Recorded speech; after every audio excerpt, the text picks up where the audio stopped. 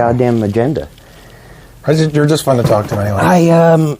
Look, man, I enjoy doing this because it's just, I do. I'm a decent chatterbox, and I really fucking enjoy being able to have conversations with people in an atmosphere that is not backstage. Yeah, doing or 75,000 fucking things at once. 800 degrees outside, and after you've just fucking scream for an hour in the mic, and then you're sweating, and you don't want to talk. And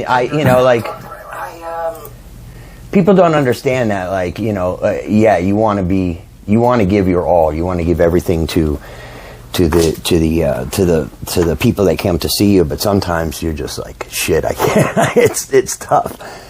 Yeah. Good afternoon, everybody. Welcome to the ShovelHed podcast. Today is August 13th, 2025. This fucking year literally has gone by like that. The last 5 years have gone by. My guest today is I stopped calling you by your fucking last name. Just say John. I know.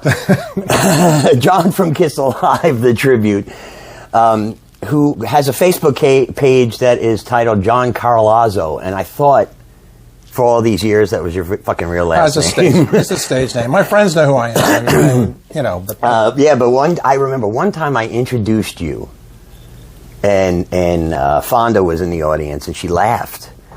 And I didn't understand what I did, and I'm like, why the fuck is she laughing? Only to find out that Carlazzo was your Paul Stanley, persona name. Exactly.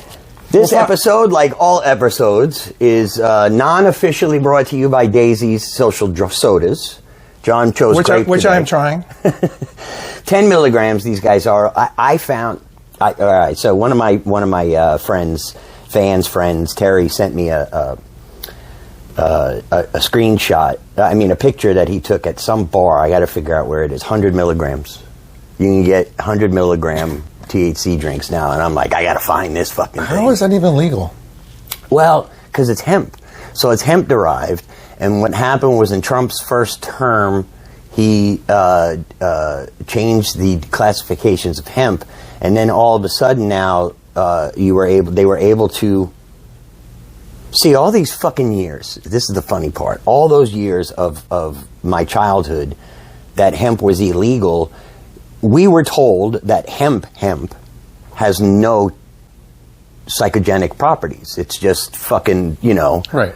They make rope out of it. Yeah, exactly. But the truth is that they figured out a way to do it. There is a chemical process that it goes through, so it's not natural, 100% natural THC, but they have to create the THC out of the whatever. It's this whole fucking thing. That's a different podcast for a different. That's a science podcast. And so now it's unregulated, which is why you can buy the gummies everywhere, you can buy the joints everywhere, and you can buy the weed at the gas station. You can get the shit everywhere. But now they're putting a stop to the. What they did was they just passed some legislation that forced them to change the packaging. So all the places that had whatever they have to sell it.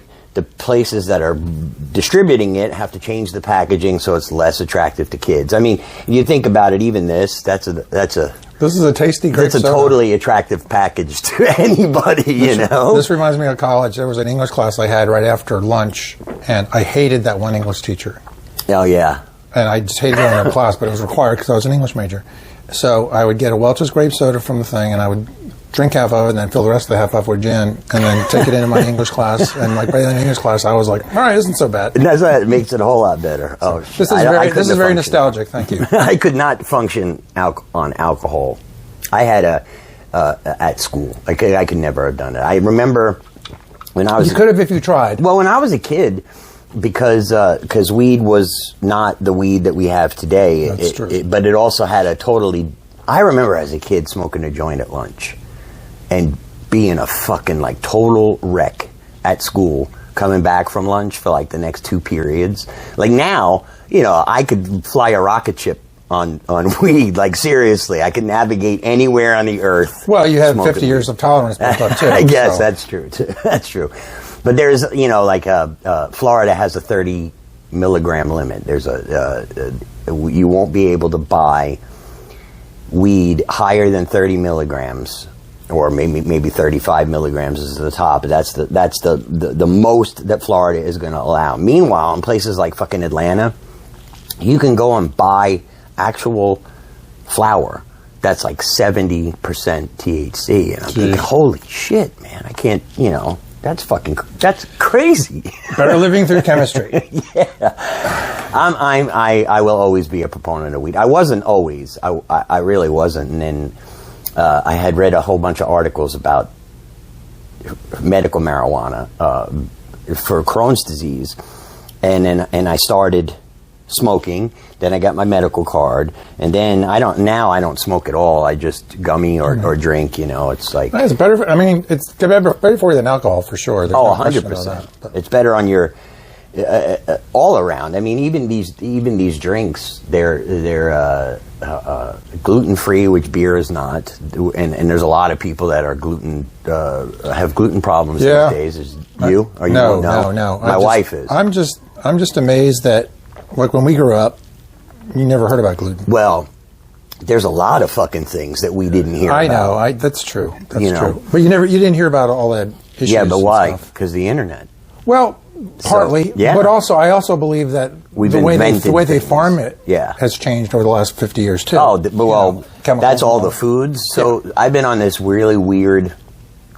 ever since I went and got my implants done, my eating habits have changed. So there's a whole bunch of foods that I can eat now that I couldn't eat before because I had my teeth were really fucked up.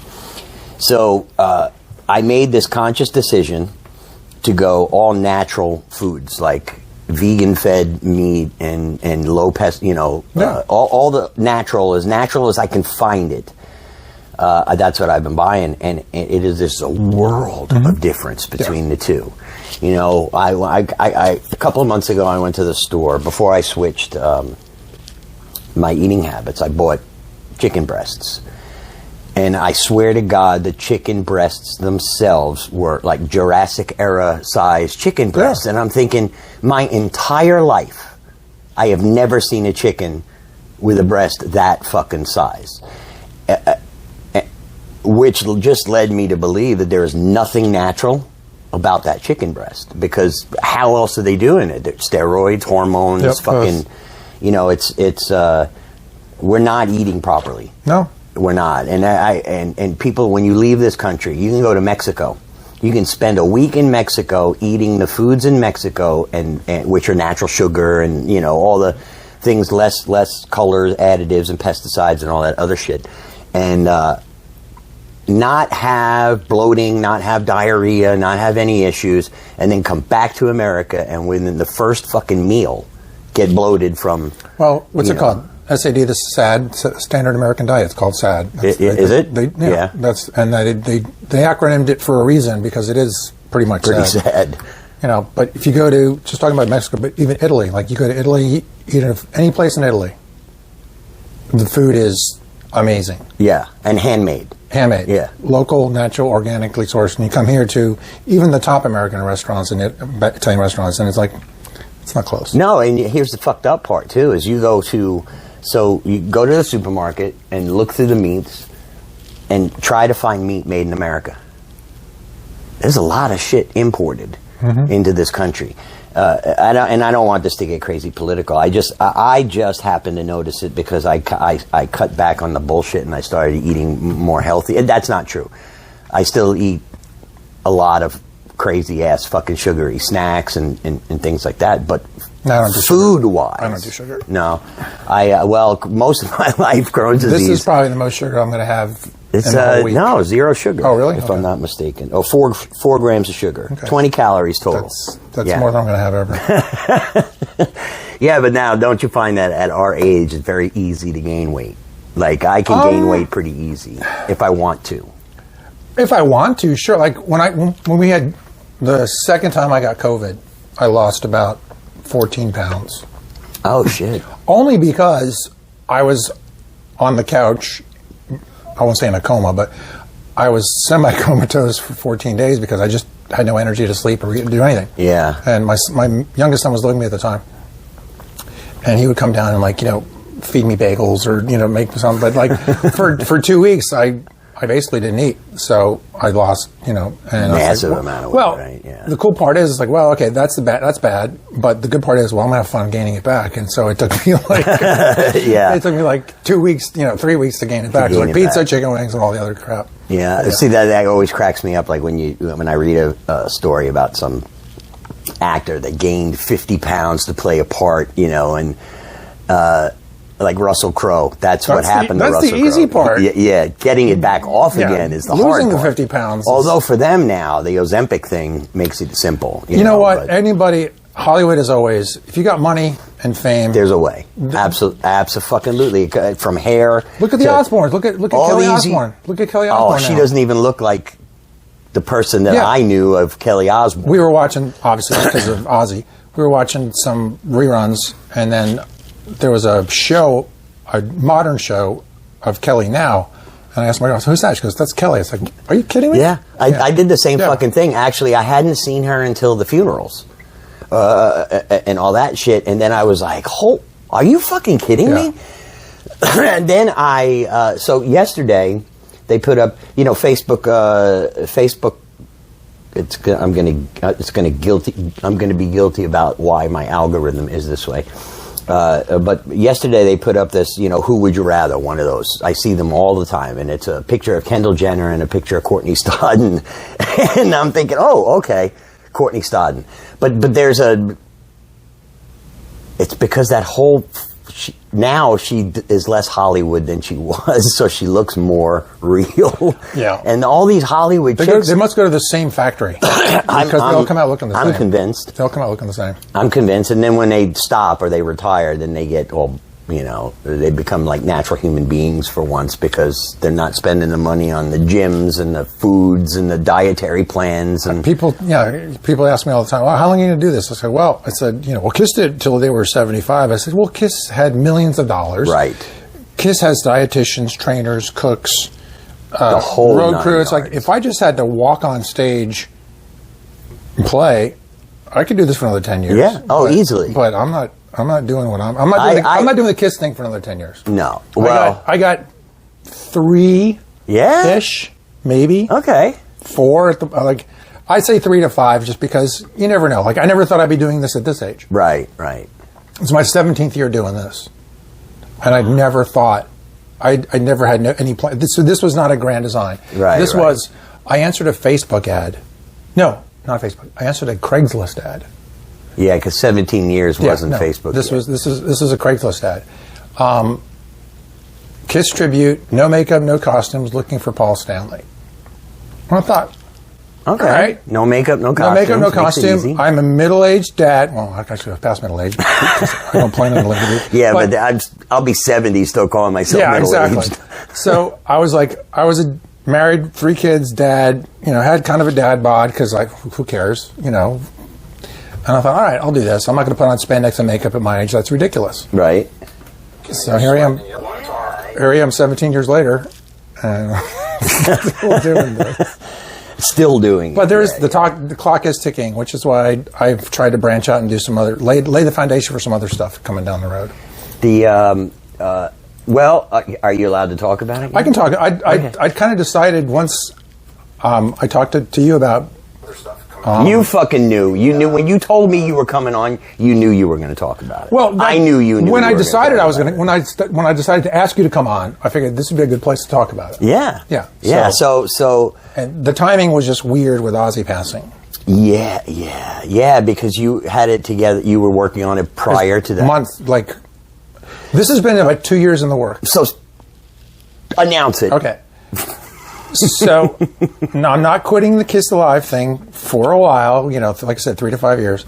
But for the last 2 years, some good friends of mine have been talking about and wanting to put together a Black Sabbath band because we all love Black Sabbath. Sure. That's the first band I fell in love with. I was 11 years old, and this older kid in the neighborhood handed us an album and said, hey, listen to this. So me and my buddy Jack. Which album? It was Paranoid. Paranoid. I'm like, oh. Okay. I like, and this was, before I got into anything. Black Sabbath and Deep Purple were the 2 first bands I fell in love with. In fact, Deep Purple was the first album I bought with my own money. Wow. Made in Japan. Okay. At a place called Two Guys in Middletown, New Jersey. No shit. Yeah. I remember Two Guys. Do you really? Yeah. Okay, yeah. Two Guys used to have a... It was like Long Walmart. Island. It was like a Walmart. A smaller Walmart. No, it was actually more like a flea market. Did you know that in Two Guys owned the building, but all the departments were owned by different people. So the music store was a separate owner. I didn't know it either, but the Two Guys by me. So I moved to Florida, to Texas, and we used to come up and spend a month with my grandparents every summer, and I would beg to go to Two Guys because it was the only place I could ever find like picture discs. Like I got the Kiss solo albums. Oh, this was well before picture discs. This is talking. I'm. You're in what, the 70s? Yeah. So I was 11. So that was 1973. Wow. 72. Yeah. 72. Two Guys, though. Yeah. So Two Guys had the best thing. They had albums. Yeah. And they had the best section that I could find, other than a hobby store, for those little RC cars that you had on the tracks. Oh yeah. Yeah. And that was my go-to place. Anyway, so how did we get off on Two Guys? Oh, from a Deep Purple album. So yes, so Black Sabbath. First vocalist I fell in love with, first band I fell in love with. I've been a Sabbath fan since I was 11. It's my just Ozzy Sabbath, or I like Dio. I love Dio and Rainbow because Dio, my God, the singer that he is or was fantastic. But much like the David Lee Roth, Sammy Hagar, Ozzy Osbourne, Dio argument. Yeah. Sammy's a better singer than Roth, no question. Yeah. Dio's a better singer than Ozzy, no question. But it's Ozzy. Right. Ozzy had some, for me, anyway. Ozzy was like just like Axl Rose, Ozzy was unique. There's nobody else. In fact, you know the Black Label Society, Suicide Messiah song? I thought that was fucking Ozzy because Zach is singing it just like Ozzy. Zach toured with him for how many years? I mean, you know. But that's the thing is when you hear Ozzy, you know it's Ozzy. There's just no doubt about it, you know. Exactly. And, you know, the same can be said for any of the top singers that we all love. You know, nobody sounds like Steve Perry. Right. Nobody sounds like Axl. Right. Not that I really love Axl's voice, but nobody sounds like Ozzy. Nobody sounds like Paul Rodgers. I actually like the mid-range Axl. I don't like the high Axl. And I like the low Axl. Axl's like a good singer. It's just he's not my favorite. Yeah. But, you know, he's great for rock and roll. Yeah. You know, I mean... But yeah, you do know that Ozzy is like no one's ever gonna. I mean, I can sound like Ozzy because I can imitate, you know, fairly well. But and a few vocal effects. And the Paul Stanley imitation, though, you're very good at that, and that's hard. Paul is the hardest thing I have done. He is very hard to emulate. The songs aren't hard to sing, but to try to sound like Paul is very difficult to do. It's the hardest thing I've ever done. Especially considering that over, you know, the course of his career, he just kept getting higher and higher and higher and higher until he couldn't anymore, you know. But like Paul in the 80s was ridiculous. Ridiculous. And I honestly, and that's my favorite era. They tuned to standard in the 80s. I know. And he's hitting those fucking retarded notes. Yeah. Like crazy, like honestly, I think that he had to use the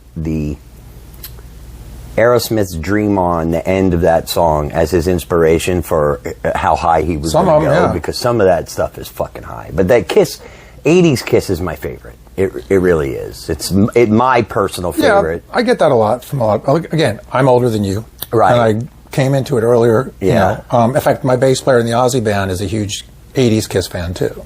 Is he? Yeah. Yeah. And he's a classic Kiss fan, of course, too. Yeah. But well, yeah. I mean, I was going through my records before, and like I have two of everything, including the Wicked Lester album, and you know all that other stuff. And I was a huge. When I didn't get into Kiss immensely until there's two periods. 79 was, of course, the I Was Made for Loving You. When that was big, I was 8 years old. I bailed on that one. See, that brought me in.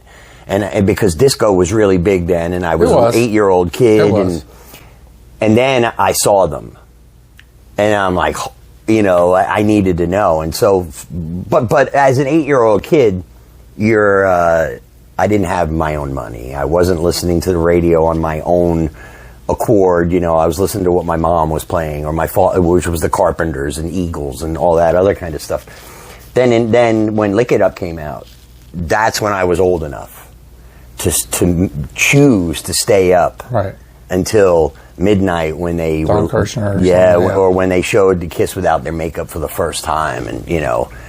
So the Dynasty album, when that came out, we were all excited because, like, all right, you know, the comic book had come out, and you know, like I bought 2 comic books when they came out. They were like $2.99 or $3.99 or something. You still have them? I don't know is the answer to that question.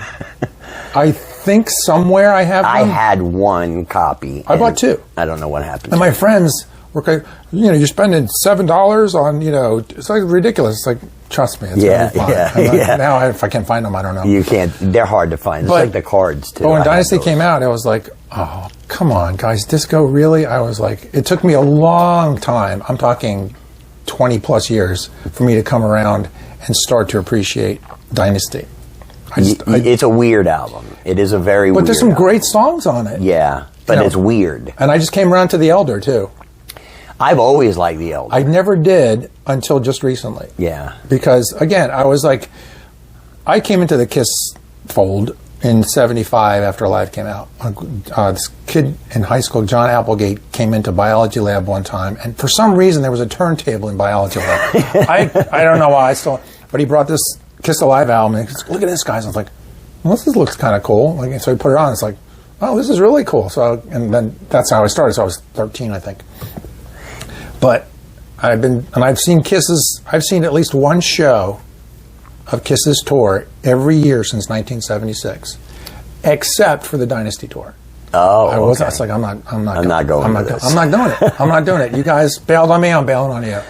And then all the other shit albums came out. Like, I don't know. Unmasked. That album cover, that's when they started experimenting with the colors on their makeup. Like they have a different color eyeliner and the green. Yeah. That's what, see, as a Kiss fan of the year of pre-internet,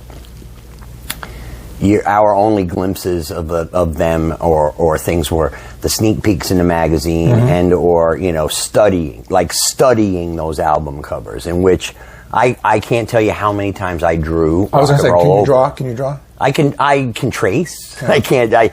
And I can remember going. I can't draw great, but I can draw. I can draw. And I used to draw those fucking album covers like a madman. You know, like it's zone out at school drawing Rock and Roll Over or whatever. And actually, what's funny is I was pulling this one out.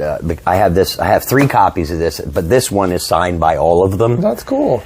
And I was like, oh yeah, I wonder, does this one have all the shit in it? And it does. It has the book. It's got the order form, which to be part of the Kiss Army.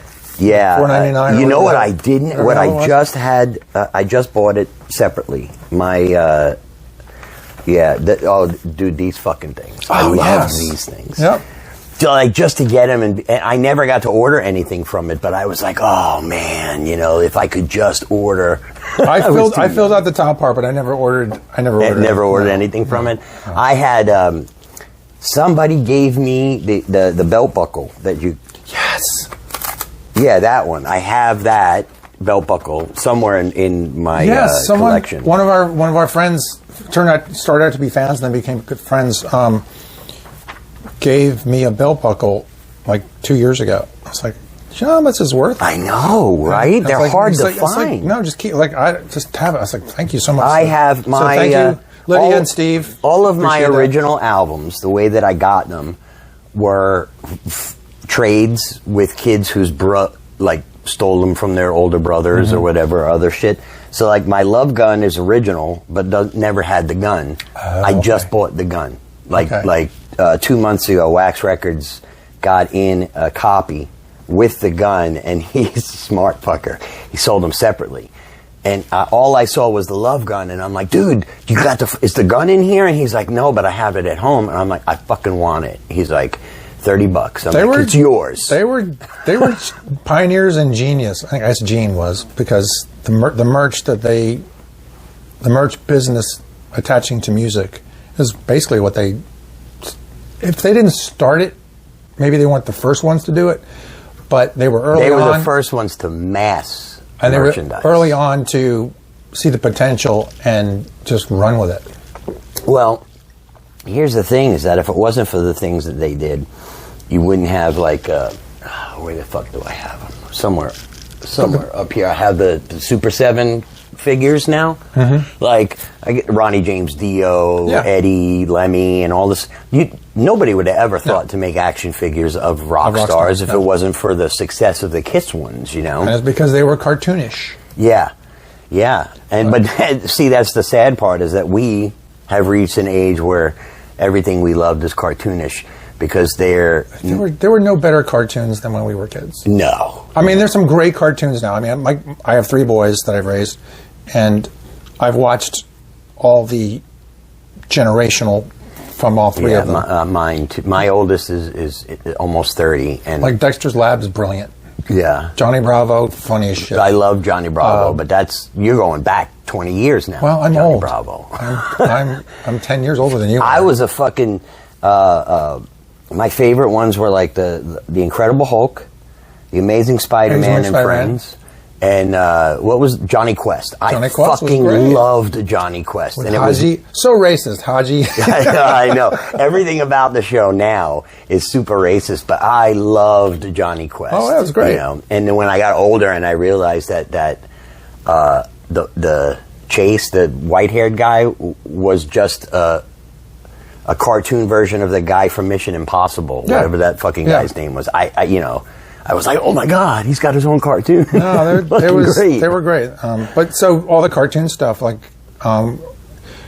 you probably saw them in reruns. You're probably too young for this, but remember the Beatles cartoons? No, that was beyond me. That was before me. So Yellow Submarine and that kind of stuff. Well, I'm not talking about the movie. The movie was back in the 60s. They had a cartoon series like the Monkees did too. Okay. Had a cartoon series that would come on, and all that stuff in the 60s and 70s. Because again, I came in on Sigmund and the Sea Monster and Land of the Lost and Ruth Buzzy and Laughing. Yeah, and the Great Moon something, and the hippie one. I'm trying to fucking remember what the hell the name. Magic Garden, the Electric Company.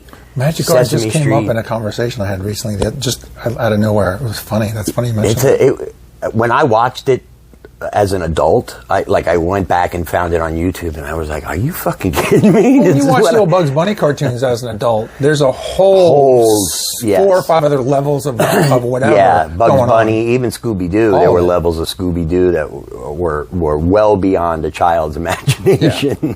That's kind of like Disney did that too a lot. Disney would have stuff for the kids, and they would throw some stuff, for the adults too. Well, that's what made Toy Story what it was. Toy Story. That was when that came out. My kids were, my oldest son, Austin, was a toddler then. Toy Story, Ants, and Bug's Life were fucking great. Mm-hmm. Like, they were great movies for an adult to sit through. The stuff that's out now, I don't know how the fuck these parents sit through this crap. It's garbage. Like, it's a lot of garbage. Yeah, I haven't been to a kids movie. I watch some stuff on Disney Channel still, what I consider the classics and stuff. Yeah. I mean, Toy Story... Such a baby. I cried. I did. I think they're doing a new one or something. But I after the second one, I was like, all right. And I watched Kung Fu Panda yesterday. Kung Fu Panda 2, actually. Oh, Jack Black. I didn't even see the first one. They're great. I like Jack Black. My wife hates him, but I like him. It's just a good movie. I want a Nacho Libre too. I like that movie. That movie fucking cracked me up. We were talking about your Black Sabbath tribute. So it's called Hands of Doom, and we're going to do just the Ozzy era Black Sabbath. Actually, we have 3 shows booked already. Wow. Yeah. We're opening up for friends. Okay. Ross and Keith, and opening up for Keith on the AC/DC. Friends. I was going to talk to you about, let us do half hour at one of your Shovelhead gigs. Oh yeah. I talked to Gene from Unchained. He goes, we'll look at the schedule and we'll get you on one of them. But we're playing, we're 3 dates opening for Keith so far. Playing in Matthews Brewery in November. We're playing in the Daytona Hard Rock Hotel in February, and some other place in December. Someplace in December. Matthew's Brewery's nice. Have you been there yet? Kat was there early on. Yeah. It was okay. It's hard. Breweries are hard. Yeah. But his system is nice. He's got a nice setup. The stage is great. This was newish for him when we were there. This was pre-COVID. No, was it pre-COVID? I don't remember. I can't remember shit. I've almost blacked out like everything during COVID. I don't even fucking remember it. Well, it's a good dividing line of times. Was it pre or post that? Because I'm really bad. Like something could have happened yesterday, and it actually happened 6 years ago. Right. And vice versa. So who are the guys in the band? Are you allowed to say that? No, there's really no Facebook presence or anything. But my buddy Neil, who I've known since I was 6, we grew up in Jersey together, and we've stayed in touch the entire time, even before cell phones, even before internet. We've always stayed in touch. And he finally ended up moving down to Florida back in January. So since we've been in touch the whole time, we've talked about it. He's a great guitar player. In fact, he's the one that did Ace on the cruise. Oh, okay. He's my ace he's one of my sub aces. Yeah, because he's a great player. Very good player. And again, childhood friend. So he's my Tony Iommi, which is perfectly in his wheelhouse because Neil is a great guitar player, but performance-wise, he's not so animated. Like some guitar players just stay there and shred. Iommi's not animated at all. Right. Yeah. And where my Jimmy in the Kiss band, he's 100% ace. Right. He staggers around. He does the thing. He does all. Jimmy's one of the best I've ever seen. And I know I'm biased, but you can look at tape anywhere and that guy's really good. So Neil's my guitar player. A guy named Pete over from the West Coast, who I've been friends with for probably close to 30 years. He's been on tour with everybody. He was tour manager, tour accountant, tour merch guy. He worked his way up in the business, and he's mostly out of it now. But we've been friends forever. We were in a cover band 25 years ago called Smoke and Mirrors, and we did all the stuff that we love. We did Sabbath, we did Kiss, we did Ozzy, we did all the stuff that bars say don't go over well in bars, but it all goes over well in bars. It's about the band. Exactly. It's the presentation. So he's a great bass player. And a guy named Eric from Stewart, I've known for 30 plus years too. Great drummer. I know a lot of drummers. I know a lot of drummers could have filled this, but Eric's got this nice groove that Bill Ward has. Yeah. Bill Ward's not like a banging drummer. Bill Ward was not a flashy guy. No, but he just straight ahead. Yeah. It's not even that straight ahead. There's a groove and a jazz to it. Yeah. If you listen to all the drum stuff, it's like, okay. Are you playing or just going to sing? Just like Sabbath, I'm just going to sing. Isn't that fucking nice? Oh my God, I don't know what to do with myself. Well, that's the hard part, right? So, all these years with the ShovelHed, the reason why I play guitar was because it kept the finances small. Mm-hmm. Dividing up the pie between 4 was better than dividing it up between 5. So, I just played the guitar when I started doing the Eat Crow thing. And I realized I had to now start doing things with myself again. I'm like, I felt so out of place. It's a weird mind fuck because I'm also one of the backup singers. There's a band out of Nashville called the 77 Experience, and they do theaters and big corporate events and stuff like that. And when I did a stint in Kiss Army for a while. I helped sub for them for about 2.5 years. Well, I still had my band. I did them both. Right. But I met this guy named Doug, and he's in the 77 band. So he called me about 3 years ago. We're putting together this project. We have a guy out of Nashville, but he can't travel as much as we want to. We're going to do a lot of stuff in Florida. Would you want to be our first backup and our Florida guy? Sure. So basically just go off the top 100 hits of 1977 on the radio, and that's what this band, it does 30 of those songs. And so I'm just the singer in that band, which is fun. Because there's 2 guitars, a keyboard, drums, bass. It's a 6-piece band, but I'm just the front man. Just the front. It's so... I like it. Me too. I like it. So much so that I'm like... I sent a text out to the Eat Crow guys 2 weeks ago, and I said, I'm just about to close the books on the ShovelHed gigs for 26, and what do you guys think about doing some other stuff, like not Eat Crow, like blues, some other... If you got the band that's willing to do that. One of the reasons I'm not doing the Sabbath thing with the Kiss guys is we had talked about it back 3, 4, 5 years ago, because one of our promoters said, look, if you guys put together another act, I can book a theater for a weekend. You two, one day. One day. I can save money. You can make. I was like, great. What would you want to do? I said, I want to do an Ozzy thing. Yeah. It's like we were going to do the Ozzy, not Sabbath, just Ozzy. So we were going to switch.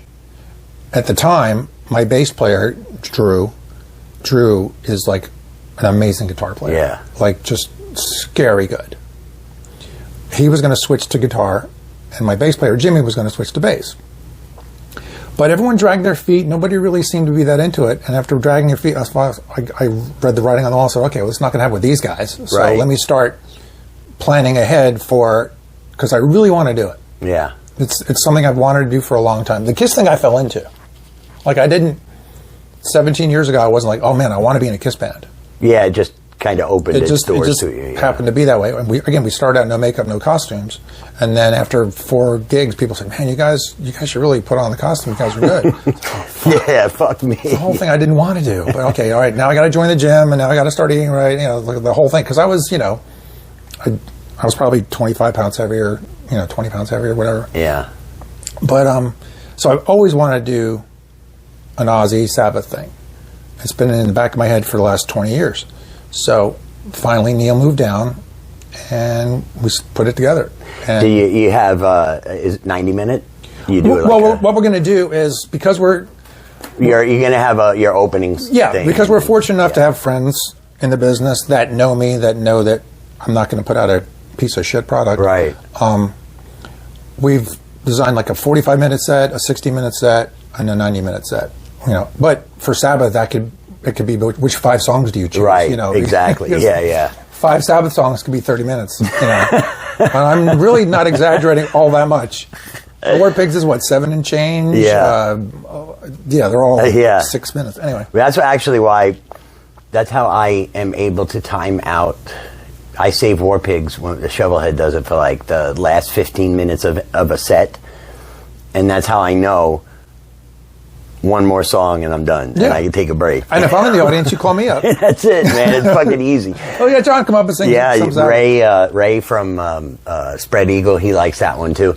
It does run into an occasion where it's joyous because I could just back off for a little bit. It's a 7-minute song someone else can sing. Yeah, but it's I don't know. Music touches people differently, obviously. Some people are huge Carpenter fans, which I like the Carpenters, Some people are huge Metallica fans. I like the Carpenters when I'm in an elevator. Music has specific. All music, yes. I'm a musical chameleon. And environments. Oh, which fucking reminds me, I forgot that I have these for you. Those are so. For those of you that don't know, I'm a huge thrift store junkie. Oh my god, I love this. And I have specific things I look for: albums, musical DVDs, and some specific DVDs. Thank you. And dude, one day I walked in and those two. I forgot that we had this conversation. Those two were there: John Fogerty, Billy Joel, and Ozzy Osbourne live at Budokan. All there. Like, I was there last week, nothing. I walked in the next week, boom, all of them were there at one fucking time. And I'm like, holy shit. That's what I like about thrift stores. I'm a huge fan. You never fucking know. Now, I have another gift for you because I found them this past week in a Goodwill. If you've read them, then give them to somebody else in your band because I already have them.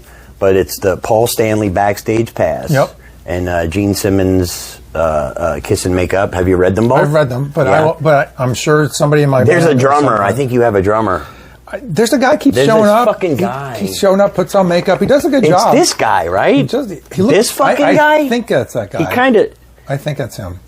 I think his he's name got really weird eyes. It's like Edwin Wigner, it's something like that. Winger. Edwin Wigner, I think. Fucking guy, something like that. Anyway, I love Eric. He's you know what fucking kills me though is when I first met you guys. I hadn't met Eric yet, and I had met you, and we started talking because we were doing the Songfest for Vets thing, and I started watching your Facebook posts and things like that, and there was always the joke, you know, like, who the fuck is Eric Winger? And it was so fun to see him playing along. Oh. You know, like most guys that I know would get offended. He knows where it's coming from. Yeah. He knows it's not malicious. It's just stupid. And he's just funny. such a good fucking guy, man. I have a great band. You do have a great band. And not only are they great players, but they're good people. Yeah. I mean, that's the most important part of any band. And when you were talking about that whole building the band, a separate band, yeah, that was been my fear this whole time. So the ShovelHed guys are very good at what ShovelHed does, which is hard rock and things like that. Their forte is not the bluesy or country or type of things. And in order for me to do that, I had to go to guys that were better at that than they were. And I am so blessed because the band members from both bands are just completely dramaless. You know, so I have a theory about that. 100% professional. I have a theory about that. Yeah. It's for both you and I. And if you're not an asshole, you're likely not going to want to surround yourselves with assholes. Correct. If you're a decent person and a fun person and a reasonable person, yeah, we all have our egos and stuff to do this, but still, if you're just a normal, hey, let's team player, it's like you're going to surround yourself with those kind of people. You're not going to invite someone into your band that's going to be drama. That's correct. Or going to be the cog. If you do, because he or she is so good, they're not going to last long. But I've been so fortunate in 17 years that everybody I've worked with. Now, when we first started the band, I didn't start the band. It was a thing called Parasite down in Hollywood, and the guy who started, Grant, who's since passed away, rest his soul. Good guy, just kind of cantankerous to work with, but he was like the only fly in the ointment in 17 years. But even then, he still had a good heart. It wasn't like he was a bad person. He was just like, in certain situations, he would, do that. Which is okay, because music has to have passion in it. Absolutely. In order for it to work. Yes. So you can't have four passionless guys in a band who get along and are really nice and have a good band. Right. Well, you can, but it's... If there's no passion, its presentation is going to be horrible. So, but like you, I've been very fortunate that every musical lineup I've been involved with has been good, and I've also been fortunate that every musical lineup I've ever been involved with, I'm the weakest link, which I love. Me too, because it forces you to reach their level. Yeah. Each and every fucking time. I agree. I used to teach tennis, and I used to play a lot of tennis. Yeah. Whenever I played doubles, I always tried to be the worst guy on the court, if possible, unless I was teaching somebody or something. Yeah. But if I was out there playing in a tournament or playing in something, it's like, who are the, 3 other guys that I want to, and I always want to be the worst, because then you play better. And I learn so much by having, somebody with more knowledge on a subject that I want to know about. When I'm, I say subject, but I mean that musically. Music has subjects, and there are guys. I have played with some people that truly inspire just by their creativity, and those are the guys that I search for, because there's always going to be somebody better. Oh. Always. Doesn't matter who you are, there's always a guy better than Steve Perry, believe it or not. There's always going to be a guy better than you. So my philosophy has always been to seek those guys out. Yeah. And or have the guys that match your ability, but also seek that same plateau. There's no plateau to your talent or your learning or your education within the music business. So don't stop. Right. And surround yourself by the people that will do that for you. Exactly. So I've been lucky. So I've got surrounded myself with another great group of guys called Hands of Doom. We'll be out and about starting November every once in a while. I just started a Facebook page. I've invited some of you. I'll invite more of you as I go. We have no pictures yet, no nothing. We're still rehearsing, getting it down, because despite what some people may think, some of the Sabbath stuff is not that easy to do. Correct. To do. Especially to do it justice. Yeah. I mean, you've heard 1,000 bands bang out War Pigs and Paranoid in a bar. Yeah. Well, this won't be that. Try doing Hole in the Sky. Oh, I love that song. Me too. Me too. That whole album is my favorite that album. song. The Sabotage is. I have the box set. I bought the LP box set. It is my ultimate favorite Ozzy album. It's the worst one out of all the albums, production wise. Yeah, it is.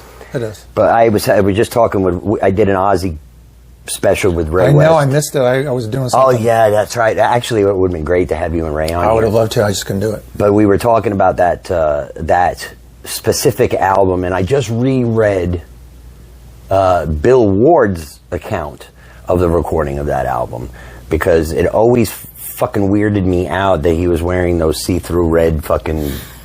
tights on there. We told our drummer, I said, Eric, you gotta wear that. It was like, oh, no. I was like, what the fuck is this guy's problem? And it turned out that he showed up to the photo shoot with jeans on, and his girlfriend was wearing the red tights, and he asked her for them.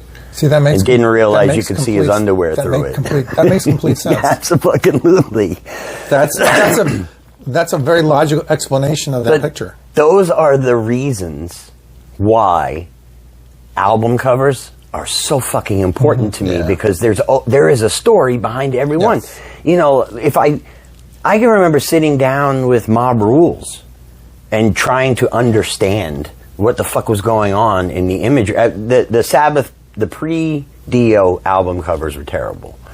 Like, Paranoid is a horrible album cover. See, I don't think so. Well, you know why? The album was supposed to be called War Pigs. So that was a warrior with a sword and a shield. Okay. So that makes more sense. For whatever reason, the record label wouldn't let them put out an album called War Pigs. The song is fine, but so then they just changed it to Paranoid. Okay. I just learned this just like last week, because I'm, of course, since Ozzy's passing, everyone's down the Ozzy Black Sabbath rabbit holes and all the internet and stuff like that. So I watched something the other day about it. I have to hide because it starts to anger me. I know. Just yesterday through my feed, there had to be no less than 25 videos of people saying, this is my tribute to Ozzy and my tribute, and I'm like, fuck me, man, come on. I know. It's not even honest. It's a look at me. Yeah, exactly. Well, here, I'm a legitimate Ozzy Black Sabbath. Yeah. I have been for ever. For as long as I can remember. So, it's going to be a good band. It's going to be fun. I'm excited. If you're you have to be into Black Sabbath. It's like, it's a very narrow market. It's not like the Journey market or the Fleetwood Mac market or, Tom Petty or anything. Like, there's going to be probably 80% guys at our shows and 20% the girlfriends they drag. Just like Sabbath was, man. But you know what? We're not doing it. We're doing it because we love the music, and when you see us, if you see us, that'll come out. Yeah, that'll come out because you have 4 super passionate fans about that music, wanting to do even now more so wanting to do justice because of Ozzy's passing. Yeah. Right. This was not. I'm not jumping on the Ozzy bandwagon. No, I like the fact that it was in the works prior to. Oh, yeah, it was 2 years. That whole thing, man. Like, that was the only way I can compare his death to anything in my life. The way that his death happened was I can remember my.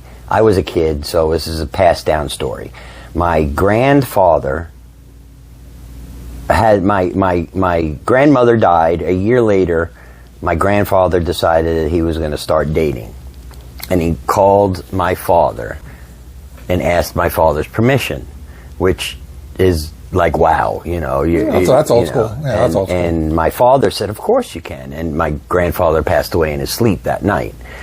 And it was like, when I found out that Ozzy died, like within a week's time of the concert, 2 weeks, it was like that same chills thing was like he waited until that was over. I told my girlfriend Ro, right before the concert, I said, I guarantee you, really quickly after this concert, Ozzy's going to go. She goes, what? I said, trust me, he's going. Yeah, because it's like when people hang on for the marriage of a daughter or a son or a birth of a grandchild or something, like you can hold on.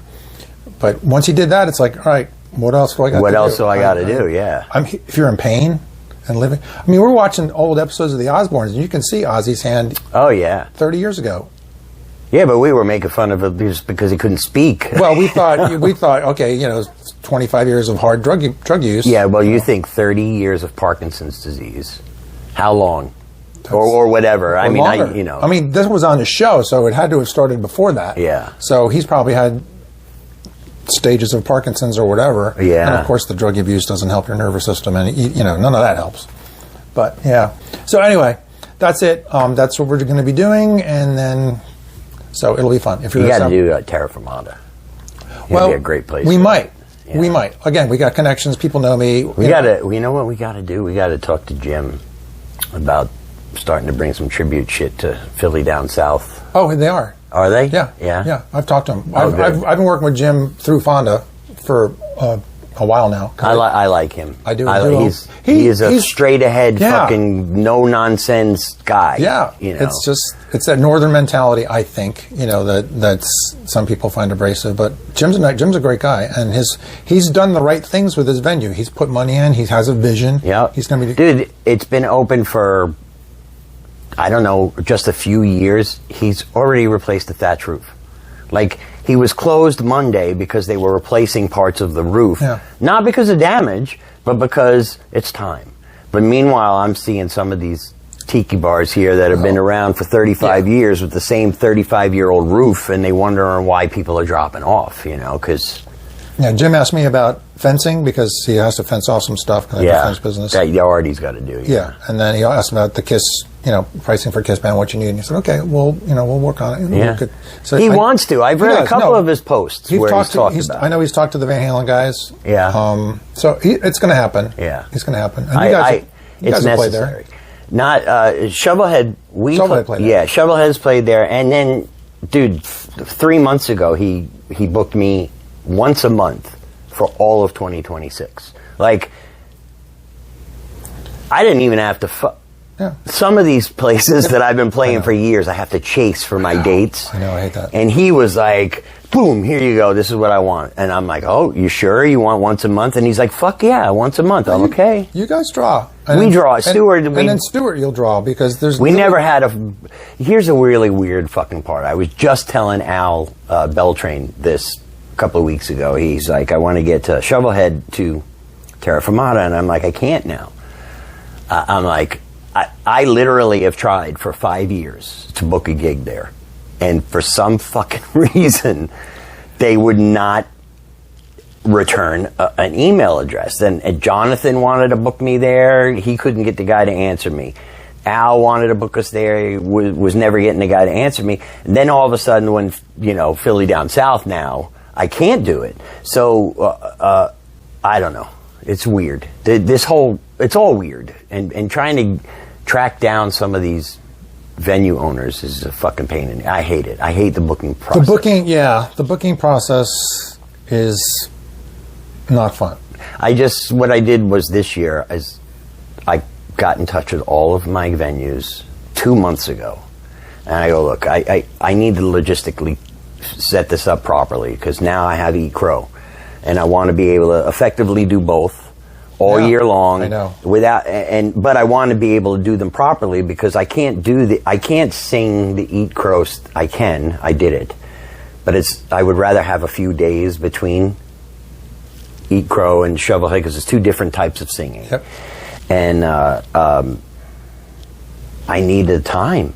And most of them got back to me, and some other ones had dragged their feet, and then, some other ones wanted to fuck around with the price. And so, next year is a beautiful year for me because it's preset. Good. It's like totally preset right now. I think I booked 6 gigs for 26 so far. Again, we don't play weekly. Right. But we got some good stuff.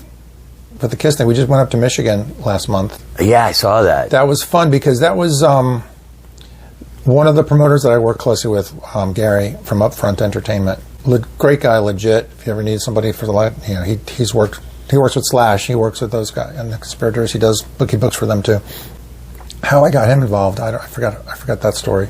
But anyway, we flew up to Michigan to supposed to impress a certain group of people at this one venue. It was a small venue, right? But we had to impress ABC Company, whatever it was, and we did. So now I talked to Gary just 2 days ago, and he said, "Yeah," he goes, "they're putting together this 20 venue run throughout the country because these guys have 200 or something places throughout the country of different breweries and restaurants and." Is it an agency? No, it's a big conglomerate. Nice. So after the show, or the next day as we were getting into the airport, I said, "Gary, so did we impress who we had to impress?" He goes, I was like, "Yeah." He goes, "You got it." Nice. So that was so good things should be happening. Like, really, like I said, we got 6 gigs booked for next year already, and next year should be a pretty good year. We don't do it all that much. We all like to do it a little bit more, not tremendously more, but yeah, but you do it. See, here's the thing: is that there's you do it exactly as often as you want to do it. Yeah, that's what keeps it enjoyable, and that's like when we see Gene doing his thing, like he loves 24 hours. He wants to do that job all day, all the time. Yeah. But not everybody is built that way. True. You know, some of us don't. Like I'm at the age now where now I don't know what I want to do. I'm like, I love when you grow up. Well, yeah, you know, like I love being an adult and with this musician's mindset because anything is possible has always been my mind frame. Whatever I think I want to do, I can do. Mm-hmm. So I'm going to figure out how to do it. And the last couple of days, I actually was starting to think about like I might do this podcast thing every fucking day. Like I might completely turn this into something different. I talked to somebody about doing one just about tributes, just a tribute band podcast. Yeah. And but timing for me, like I'm got too many things going on right now. Well, see, this is the thing with this is you got to do it.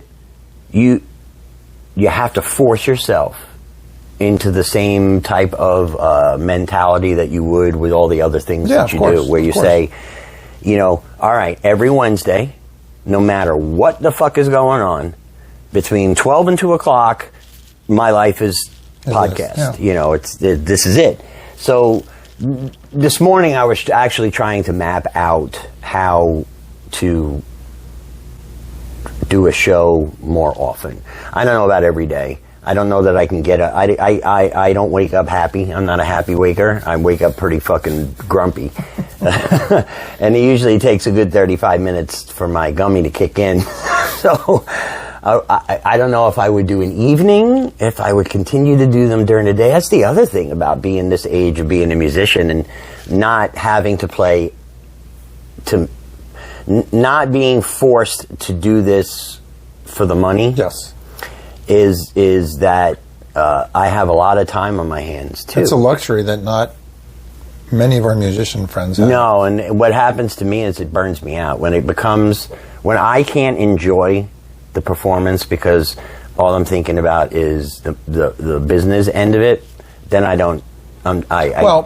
You and I are alike in that the rest of our bandmates don't deal with all the shit that we deal with. You know, like, oh, you get that much for playing music for 90 minutes? It's like... Yeah, it's like, 90 minutes, yeah. If you only fucking knew. Try 15 hours. I know. It's a 15-hour day. I know. Not counting all the stuff all the time you had to take to get to that 15-hour day, to get that booking, to email the back and forth, email the production, email the sound guy, sign the contract back, read the contract because you got to fucking read the follow up on the marketing, follow up on the Oh yeah, you're getting that for 90. It's like, okay, you don't know what you're talking about. No. And my bandmates have an idea. I know our bass player now, Jim. He booked his band for a long time too, so he gets it. Eric probably gets it too. They get it. They're thankful. Yeah. Well, Eric's done it too, I guess, for his thing. What they love, actually, in the beginning, they didn't like it because they felt like I sometimes I come across a little strong. Yeah, and that bothers them. But what they love is not having to do the work. Oh, my guys appreciate this it. part of I'm the not work. saying that. You My know? guys appreciate it. But what I'm saying is there's, as you know, well, imagine what you do for a gig day. Mm-hmm. Multiply it by 5. Yeah. You know, as far as time wise and effort wise, because you know we go with 2 crew now. Yeah, doing the makeup, Well, just adding that to the makeup's not. You know, people say that. Oh my God, the makeup, and the makeup's not really that.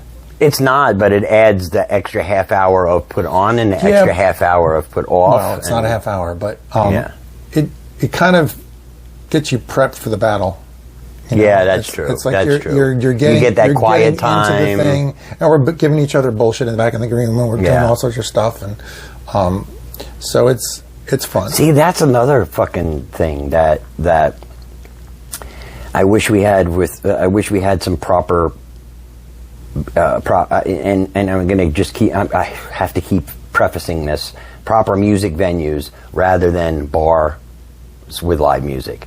Is the green room thing? Oh yeah. Is so having the ability to tune out before you go out and do surgery is important. And it bothers me, like it drives me fucking crazy that musicians, the guys, the ones that actually put into a performance into the show, that it always comes off like it's some kind of a fucking hobby rather than it being you got to put yourself in the zone. Well, you got to get yourself physically and mentally prepared for the onslaught that you're about to do to your body because you're especially on the outdoor gigs.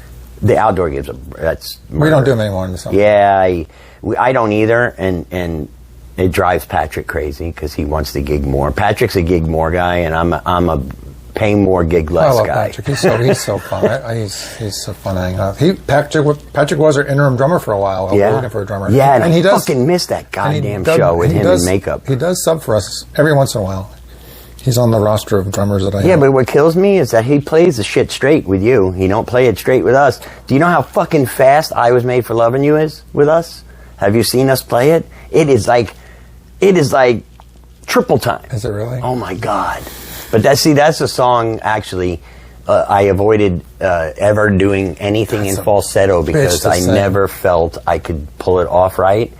But ever since he begged us to start doing it, and I have to do those do-do-dos, I can do anything in falsetto now. And I'm like, dude, that's all I had to do was sing this fucking song, for a year or so, and boom, yeah. Some songs take a while to catch the right vibe of it. Yeah. In my head, in my neck, in my throat. It takes a while sometimes. For they're all to connect. There it is. Yeah, yeah. I was made for loving like you too, because that scared the shit out of me. What's the hardest Paul Stanley song you sing? I Was Made for Loving You, probably. That's probably the highest. It is a high. You don't do I Still Love You, right? I've done that. Dude, oh my God. And that was easier for me. Really? We did that unplugged. We offered an unplugged show. Yeah. You've seen it. In standard? Half step. Half step. Okay. But see that again, some songs are weird. Like I can sing some Journey songs, no problem. Yeah. Some Journey songs, like, fuck. Do you know what stopped that fucking song from being a #1 hit? Honestly, no. It's the depressing chord changes that are in it. It's a very yeah, I can see that. Vocally, it's fucking amazing. It's like should have been. It's one of those songs that I have heard all my life, being a Kiss fan, being like, it was so close, so close. Yeah, that's a fun one to sing. I'm not sure. I think we did it one time, plugged in electric. I think we did it at a casino down in South Florida one time. Now you got to do the I'm just a boy. Yeah, I like the Elder. I've come around to the Elder. I've not come around that far to the Elder. The Oath is a great tune. Yeah, Oath is a great tune. But the Gene Simmons, the slow one, World Without Heroes is pretty cool. Again, that was in the Unplugged show that we did. Yeah. And Cher did that, And Paul has the guitar solo in that. Does he? Yeah. Oh, I see. I didn't know that. Yeah. My Elder is a German copy. It has the square S's because Right. they. The Nazis I don't did. know if most of you guys know this, but the in Germany when Kiss came out, their S's are not like this; they're squares. That always killed me. Because it was only 30 years after the war. Yeah, that's fucked. See, here's the fucked up part, dude. Is we have lived through that wall coming down. We've lived through so much. The wall coming down. Man on the moon. Fucking. Oh no, We didn't have to. It was my father got the Pearl Harbors and the Vietnams and the Korean Wars, and we are. I got the tail end of Vietnam. I'm 10 years old. Tail end, yeah. Because I'm 10 older than you. So I got the tail end of Vietnam, Man on the Moon, Right. all that Man stuff. on the Moon. I watched it. Fuck, dude. I got AOL. Yay. You got Man on the Moon, I got AOL. Awesome. No, but now that I can remember being a kid and always like laughing at my parents being technologically retarded. Or I don't know if I can use that word anymore, but challenged, yeah. Or watching that phase in my parents where they did not evolve past, it's a CD. What do you mean? They still got buying cassettes, and then finally you get them into the CD thing, and they stop making CDs. Yeah, but now we're back in the vinyl. But I watched, man. I'm watching if I look back through my time. I realized that my first television set was still black and white. Mine too. And then there was smoking fucking everywhere. I can remember my father smoking in the mall. I can remember my father smoking on a plane. I can remember the airplanes still having the ashtrays all through the 80s, even still. What are some other weird fucking things? Just the whole. I can remember my first cell phone in '95. Oh, I had a brick.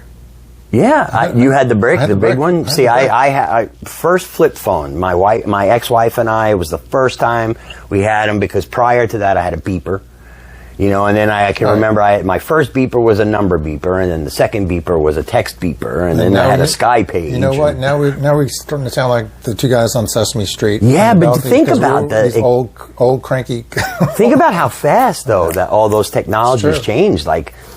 That's why I'm looking at when I sit down. I do a lot of AI artwork, and as I'm working in the AI and I'm watching and reading and following AI and what's going on with it's gonna.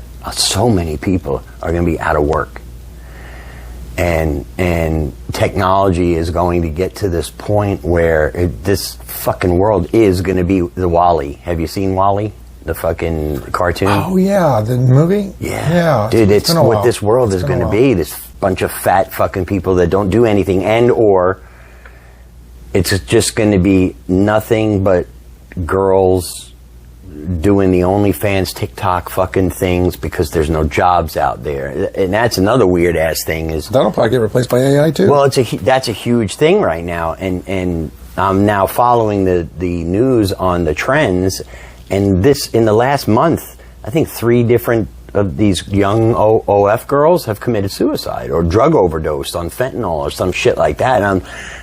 And the sad part is that they're all teaching the younger generation still what to do. What is going to be your future? It's going to be, all this.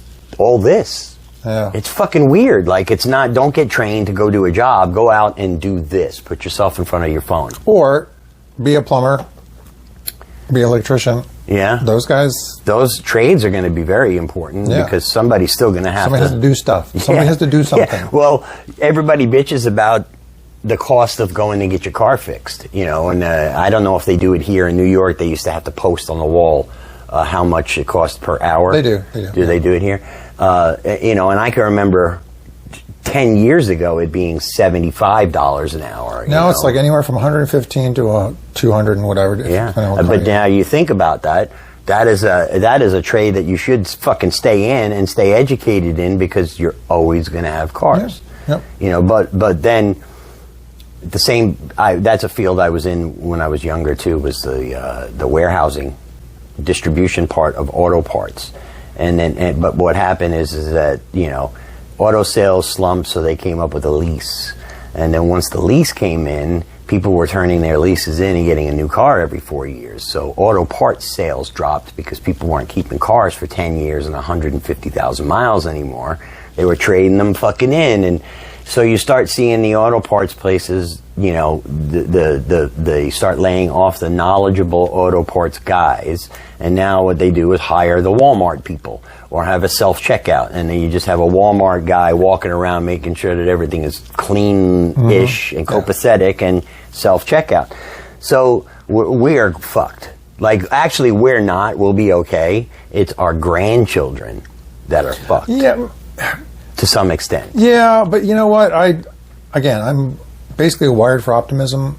No, I'm not. I'm a realist. Now, well, I'm a realist too. It doesn't mean I can't see the realism. I deal with it, but like my first reaction is always optimism. I've been always wired that way. I'm thankful because it's a good listen. I have to take antidepressants to stay optimistic. Yeah. So good for you. So it's like, I mean, do I get kicked in the teeth? Of course, you know, but.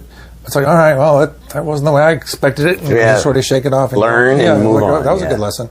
But so I'm thinking that while we think they might be fucked, and they may well be, I also think that human ingenuity will find a way to make that palatable. All right, so now we get into the politics of this whole fucking thing. I don't want to talk politics. No. But but this is where politics becomes a problem. So it took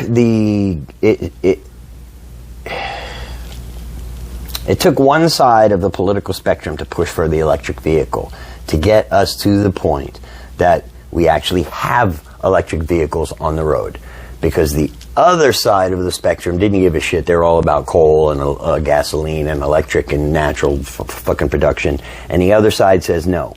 The problem here is that one side is looking at a cleaner solution, which is what we absolutely fucking need. However, their technological advances are not fast enough. Nope.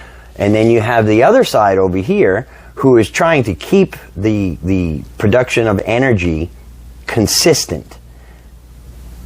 And they're being overregulated, and it's being shut down, and we're being told that, you know, we're gonna cut back on this by the year 2035, and we're gonna cut back on this, and we're gonna have an ethanol free and gasoline free and the blah blah blah. Except they can't get around to building enough of an infrastructure to deal with it. True. Every time it fucking rains, between 3 and 5 fucking o'clock here, it's a crapshoot for me to know whether or not my electric's gonna go out. Even if it's just for a split second, it'll go out. But because every time there's a hard storm, this whole fucking neighborhood in here has an issue with electric, and it'll go down. If that happens here, where I live, how long do you think it's going to be before they have enough electricity in the grid to have enough charging stations, to have enough charged vehicles, to have enough solar, and like all these things take an infrastructure that we've never even fucking sat down and designed. True. You know? True. So you sit back and you say, all right, well, if I put a pause on all this energy production, you know, if I stop making record albums and I just put everything on CD, then you phase out the record albums, except for that one stalwart that kept it going all those fucking years. And now all of a sudden, record albums are the number one selling source of media. Happened? The market kind of corrected itself. Yeah, thank God, but yes and no, because the streaming. So I was doing some research on streaming the other day because I do stupid things like that, you know. The realism in me, I fight this all the time. I keep struggling to write new music. My problem with writing music is releasing music. Because I'm one of these guys that likes to be seen and heard and knows that there is a way to get it out there, I don't want to put myself into the position of trying to sell it again, you know, like I used to have to. So that stops me from getting into the releasing of original music. Where was I going with this? I don't know. Did your soda kick in? Yeah, my soda kicked in 15 minutes ago, but the gummy kicked in before that. Didn't hit you. But here's the thing. These ones don't have the CBD in it, so I have to already be somewhat lit, and then this will carry me through a little bit more. These don't get me fucking right away. But there's other guys like Ray West. Loves them. 10 milligrams is perfect for him. But you're a connoisseur of sorts. I don't know. I mean, it's not like I'm not a huge... They're weird. It's the same with the gummies, too. So it depends on the brand of gummy as to whether or not I find them effective or not. You know, sometimes when I was buying them at the dispensary, the medical dispensary, they come in 10 milligram doses, and I would literally have to take 5 of them to get high enough to be okay to deal with fucking life. So I don't know. And the weed, all weeds are different.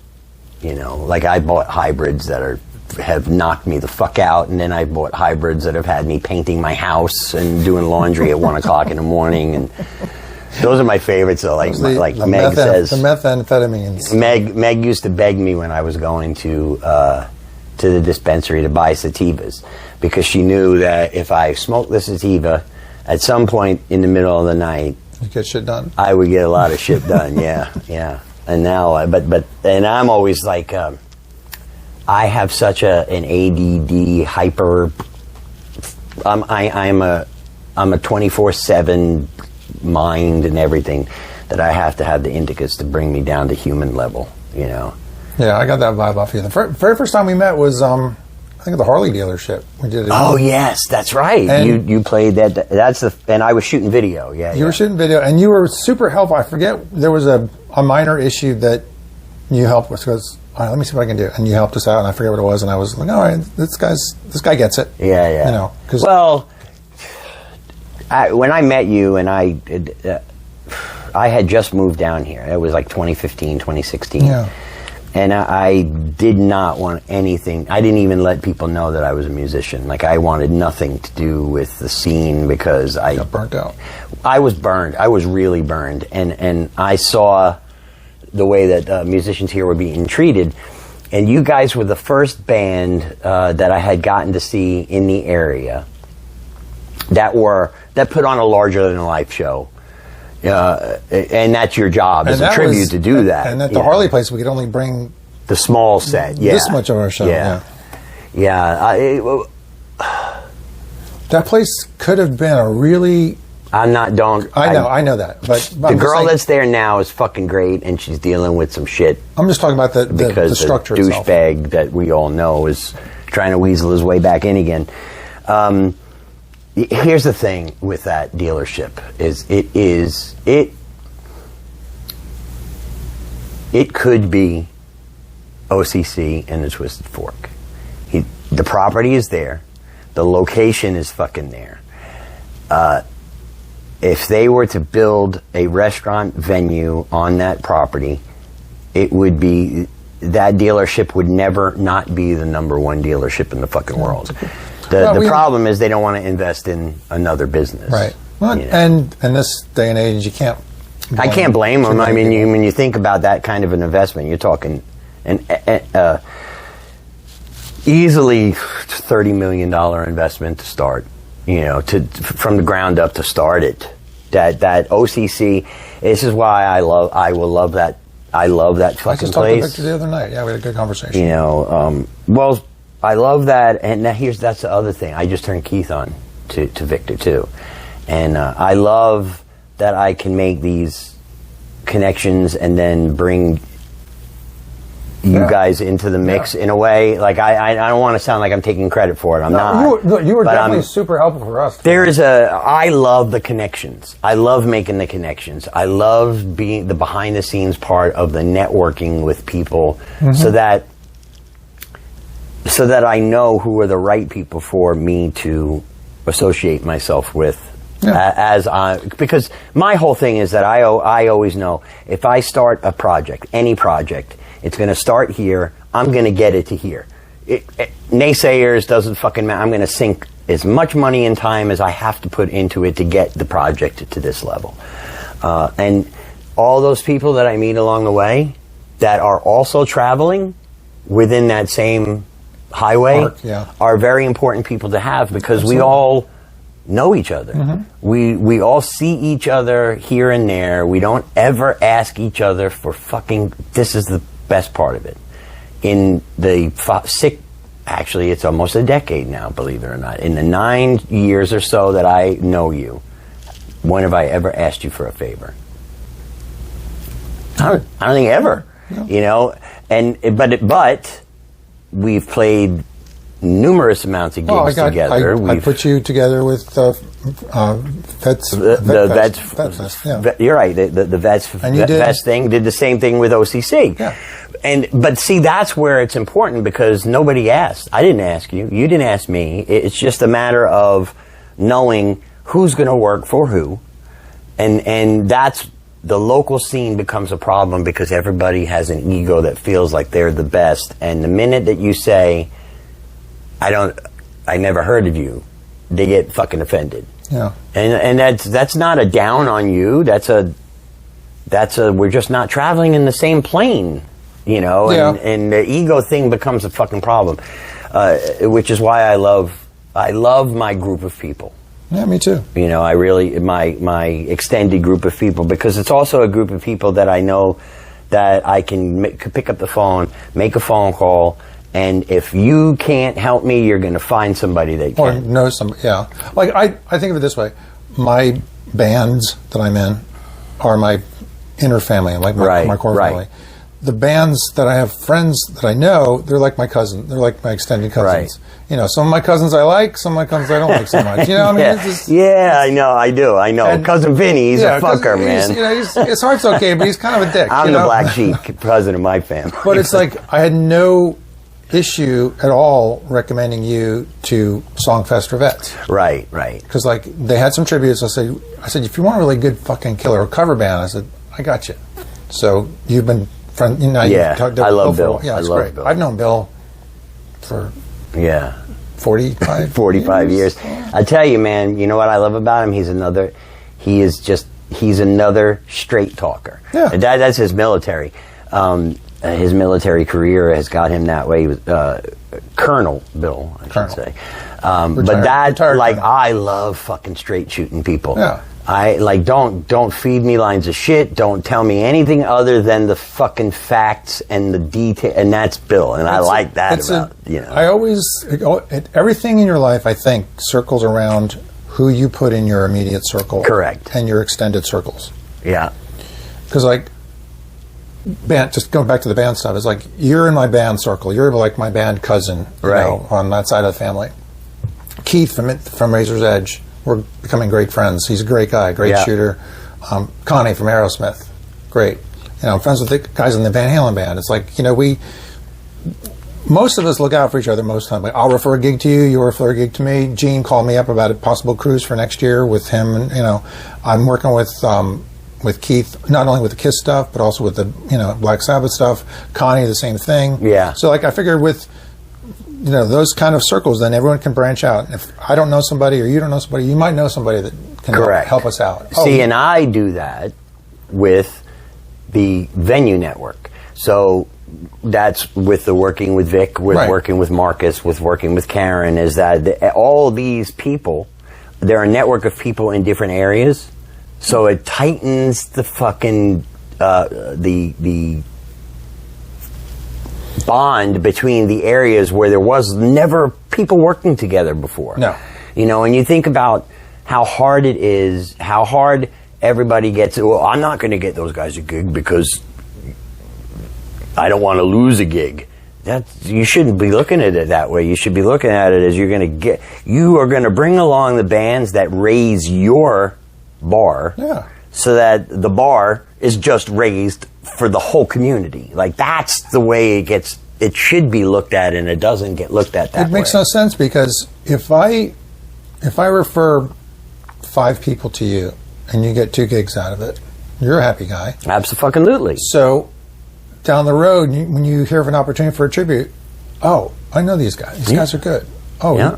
What kind of? Oh, we were looking for Black Sabbath. Oh, I know that guy. You know, I mean, yeah. You know, and like same thing with like I've referred Connie to stuff, and he's referred me to stuff. Like, we're doing a private gig in February. There's a series at a exclusive area in Palm Beach next year that we're a part of, because of that. Who's singing for that band?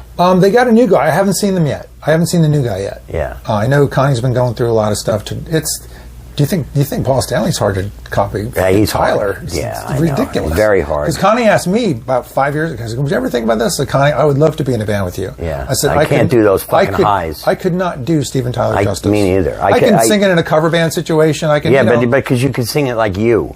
You can't. Or I could sing it like Paul Stanley. I could sing it like Right. I could sing it like a lot of people. He can't do Steven Tyler. Tyler's is tough. Fucking unique, and he's another one of those. See, this is where I attribute what I like about Chris Robinson, where people say he's not a great singer.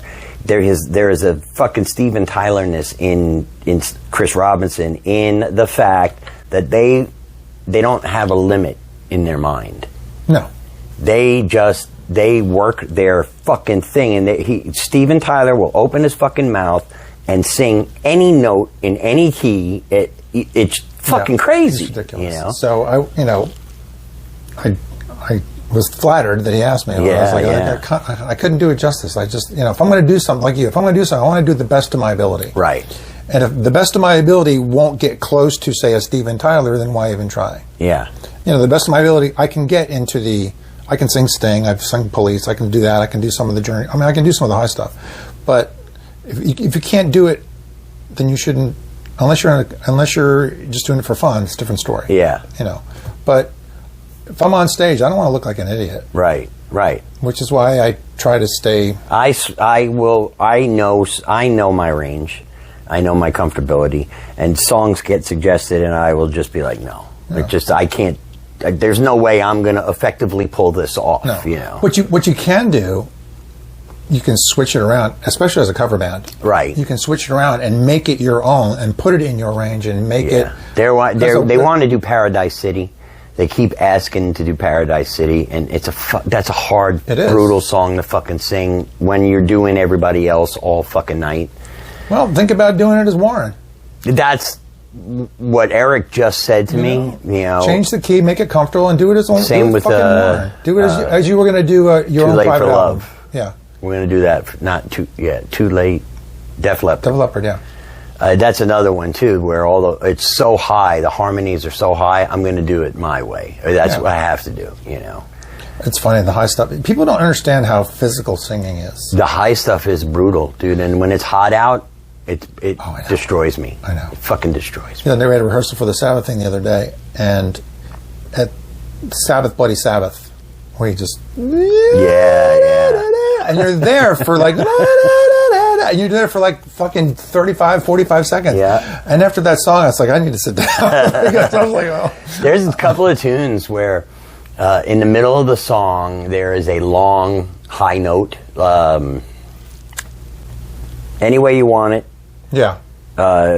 In the solos, broken up into two sections, and then the vocal thing. I almost black out literally every time I do it. Every fucking time. And there's another one.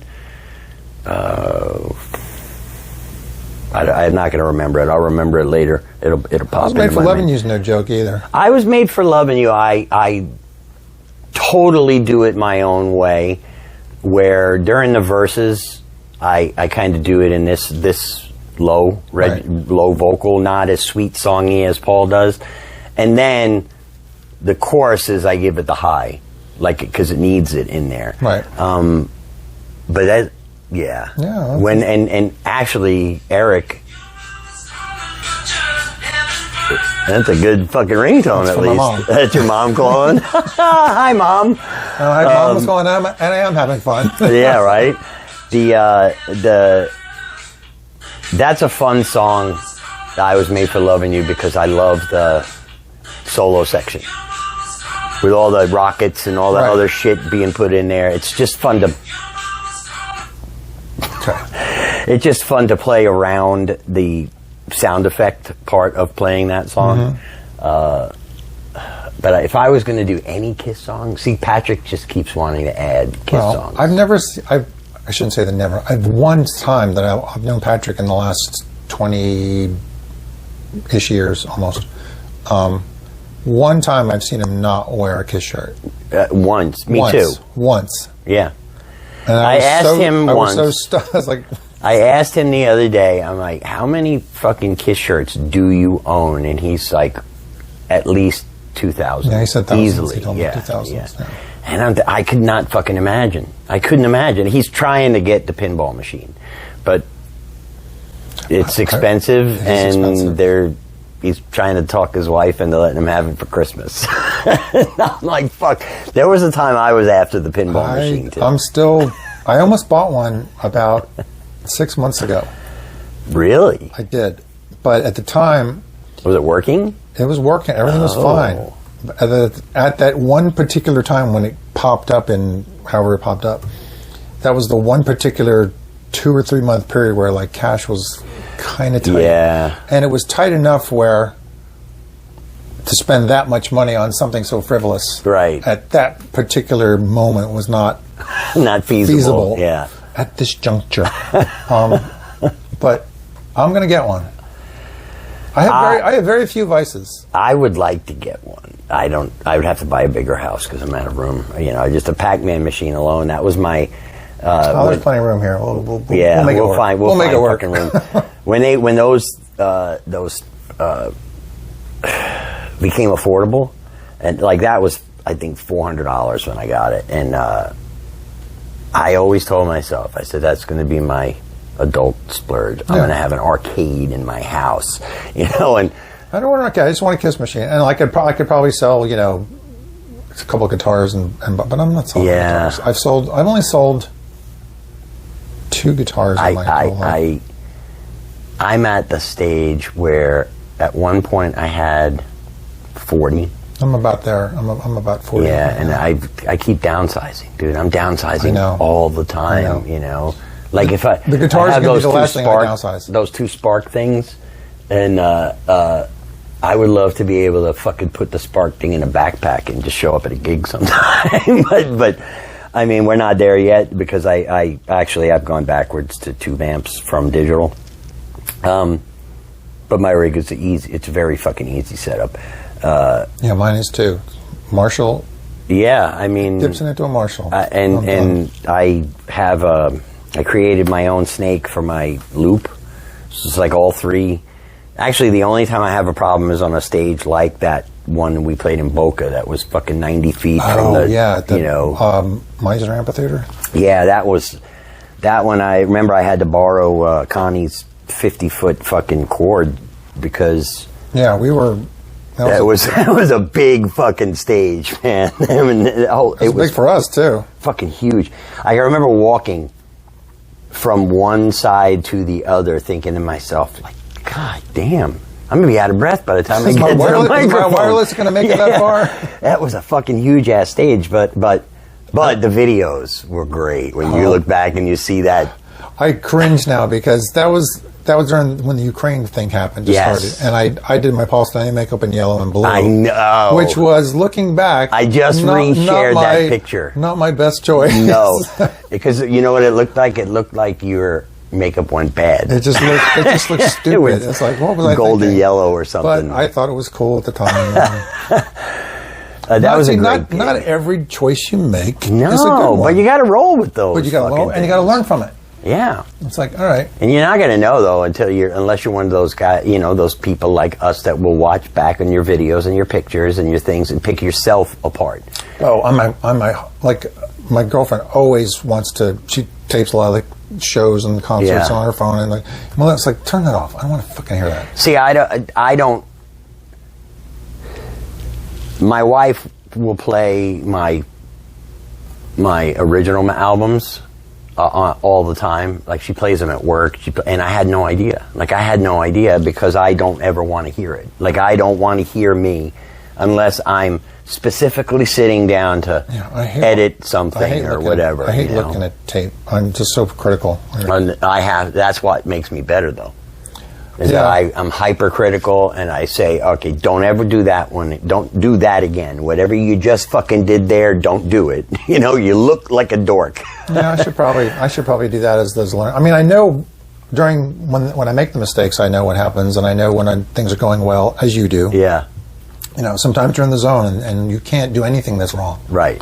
And sometimes you're in the other zone where you can't do anything that's right. The last gig we played at the Twisted Fork, we had that because the sound team there had such a fucking beautiful stage mix going that you could actually.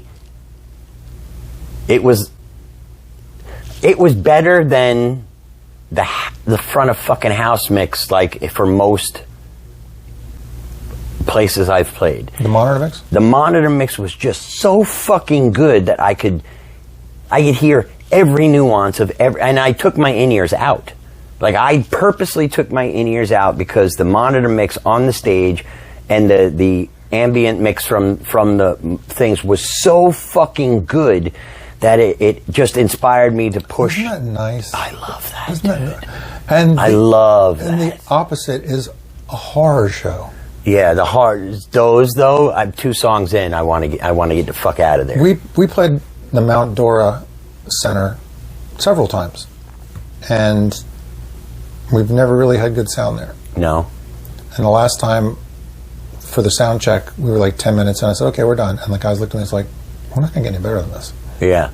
And so that's a tough. But a place like OCC, or I've not played the Twisted Fork yet. I think we're there in sometime next year. Yeah. Twisted Fork is nice. It's and not that OCC's not. I love OCC. Yeah, this is one of my favorite places to play. Yeah. But the sound team there, perfect. Great. Brian and they know those their fucking shit. guys are good. And if there's something that even the wonky. guys, if you're never going to have to do it because you're going to be you'll always be a ticketed event. But even the guys that they use when they don't use Brian, like their second are fucking great. They're really good guys. Because I know Victor's going to give the Sabbath date either a Thursday or a Sunday. As an off night. Sometime next year. I said, I'll let you know when we're ready. Thursday's bike night. Sunday is the other cool, fun. Right. Actually, it was fun. Yeah. I enjoyed that Sunday because it was like you're on at 5:30. You're done by. I'll take whatever Vic gives me. It's like, I know I know you know me. I know you know the band, my Kiss band. You know we're good product. But I know you don't know the Sabbath band. So just give me. I'll give you an off night. Yeah, Vic. I love Vic. He is, and he's another one. He's a straight shooter. Yeah. He'll if he thinks something ain't going to sell, he's going to tell you. If he's and the Black Crows thing was an experiment because OCC likes more of the heavy '80s stuff, right? And it sells very, very well. So he, figuring, let me try you guys on a Sunday afternoon, and this way he doesn't take a big hit. And it ended up being a great show, So yeah. I'm looking forward. And like I said, you build your network of contacts and people and friends and business friends. I would call you a business friend. Yes. We don't chat. We don't go out and hang a beer, but we'll talk about business, and we have that in common. So Vic is like one of those guys. He is. It's nice to have that network, ever expanding, hopefully, network of people that you can. Well, that's the thing. You have to work at it. That network is it's ever expanding because the business end of it eats people up and spits them out. Yeah. And you really have to get to a point where you don't listen to opinions anymore, and you trust your own judgment. And the judgment of the people that you network yourself with, because everybody's got a fucking opinion, of course, but not everybody's right. That's also and when business is a whole other animal. We all want to look at music as being the love, the pastime, the fucking thing, it's the feeling. It's 90% business and 10% performing. Exactly. And people want to be entertained, but people don't understand the cost behind being entertained. Right now, these tours over the last decade, this is not something new, this is not a brand new thing, but over at least the last decade, the ticket sales on major concerts has dropped drastically, which is how the Monsters of Rock cruises and all these other cruise things became popular, was that the baby boomer era is still the largest group of money spending on the tail end. Fucking people. You and then my generation is the next generation next. So right now, that generation is just so fucking big with so much fucking cash to spend on now finally getting some leisure life. or some time away. You think about the trips that you take now in your 50s and late 50s, early 60s that you weren't doing 20 years ago because you were too busy fucking hustling, too busy raising families, too busy paying mortgages, too busy. And now we're finally getting into that era where all those same people that we got fucked up with in the woods having keg parties are out wanting to get out and have some fucking fucked up keg parties again. Yeah. And I honestly think it's fucking great. The problem is that we need more forward-thinking people here that are willing to invest. Where this Treasure Coast area here seems to become the kind of like the land that time forgot. True. In a lot of senses, it's like the last stalwart before bigger things come, and I think it's just about there. Well, for music and venues and stuff, you're talking. Yes. Yeah. Well, see, I'm not sure about that because I think isn't Stewart building an amphitheater or something? Yeah, but again, I'm more for optimism, but there's the realism part of me that sees what I see as a trend. Our generation, the tail end of the baby boomers that go to concerts back in the day, like me, and the Gen Xers like you and my brother and stuff, we only have a short amount of time left on this earth. Right. My kids are not going to be going to concerts the way we go to concerts, even the way we go to concerts now. Right. We saw David Lee Roth, 2 weeks ago. And side note, I thought he did great. I know. That's a whole other discussion. Yeah, but anyway, but I'm looking around. I joked to my girlfriend because here I am, 63 years old, and because when did all these old people start going to concerts? Yeah, I know. And it's like I don't see myself that way. I know. Until I look in the fucking mirror. Well, even then, it's like I'm not 40 pounds overweight. I'm not walking around like right. I dress up in spandex and pray around on stage for 90 minutes. So it's like okay, I'm doing okay. Yeah. But it's like I look around and like I know I'm one of the old people. I'm probably older than some of these people. We go to our shows. Yeah, but we're not old. So our 50s and 60s are nothing like our grandparents' 50s and 60s. My grandparents were fucking ancient. Not even our parents. Not even our parents. Not even our parents. No. My dad was. I look at pictures of my mom and my dad, even in their 30s and 40s, and they look like adults. Like when I was in their 30s or 40s, I don't think yeah, I you still look like you were in your 20s or some shit, right? Well, it's actually funny too. When I'm looking at social media, and you'll see, I never forget the first time I had these red fucking Adidas sneakers, and the first time I wore these red Adidas sneakers out of my house. A group of young girls in their fucking 20s or whatever were giggling at the sneakers. And I'm thinking to myself, like, have I reached that? Am I the old guy wearing fucking red sneakers that's hilarious? And I've never worn them again. So they're in my fucking closet, and I refuse to wear them again because then I was like, fuck me, I'm that guy. Yeah. I am that old guy. I know. I've looked around. It's like, holy shit! Like even the tribute concerts we go. Like last night, we went to a new venue called the Sugar Barn out in Lake Wales. I've heard about it, dude. It's out in the middle. It's a great place. Was not designed as a music venue. It was designed as like a wedding hall. Okay. Beautiful place. It's 3 years old. I talked to the owner. He invited me last night for dinner in the show. We didn't make the dinner because my girlfriend was working. But we went. We're going to be playing there. Razor's Edge is going to be playing there. They're going to be doing tributes. Nice.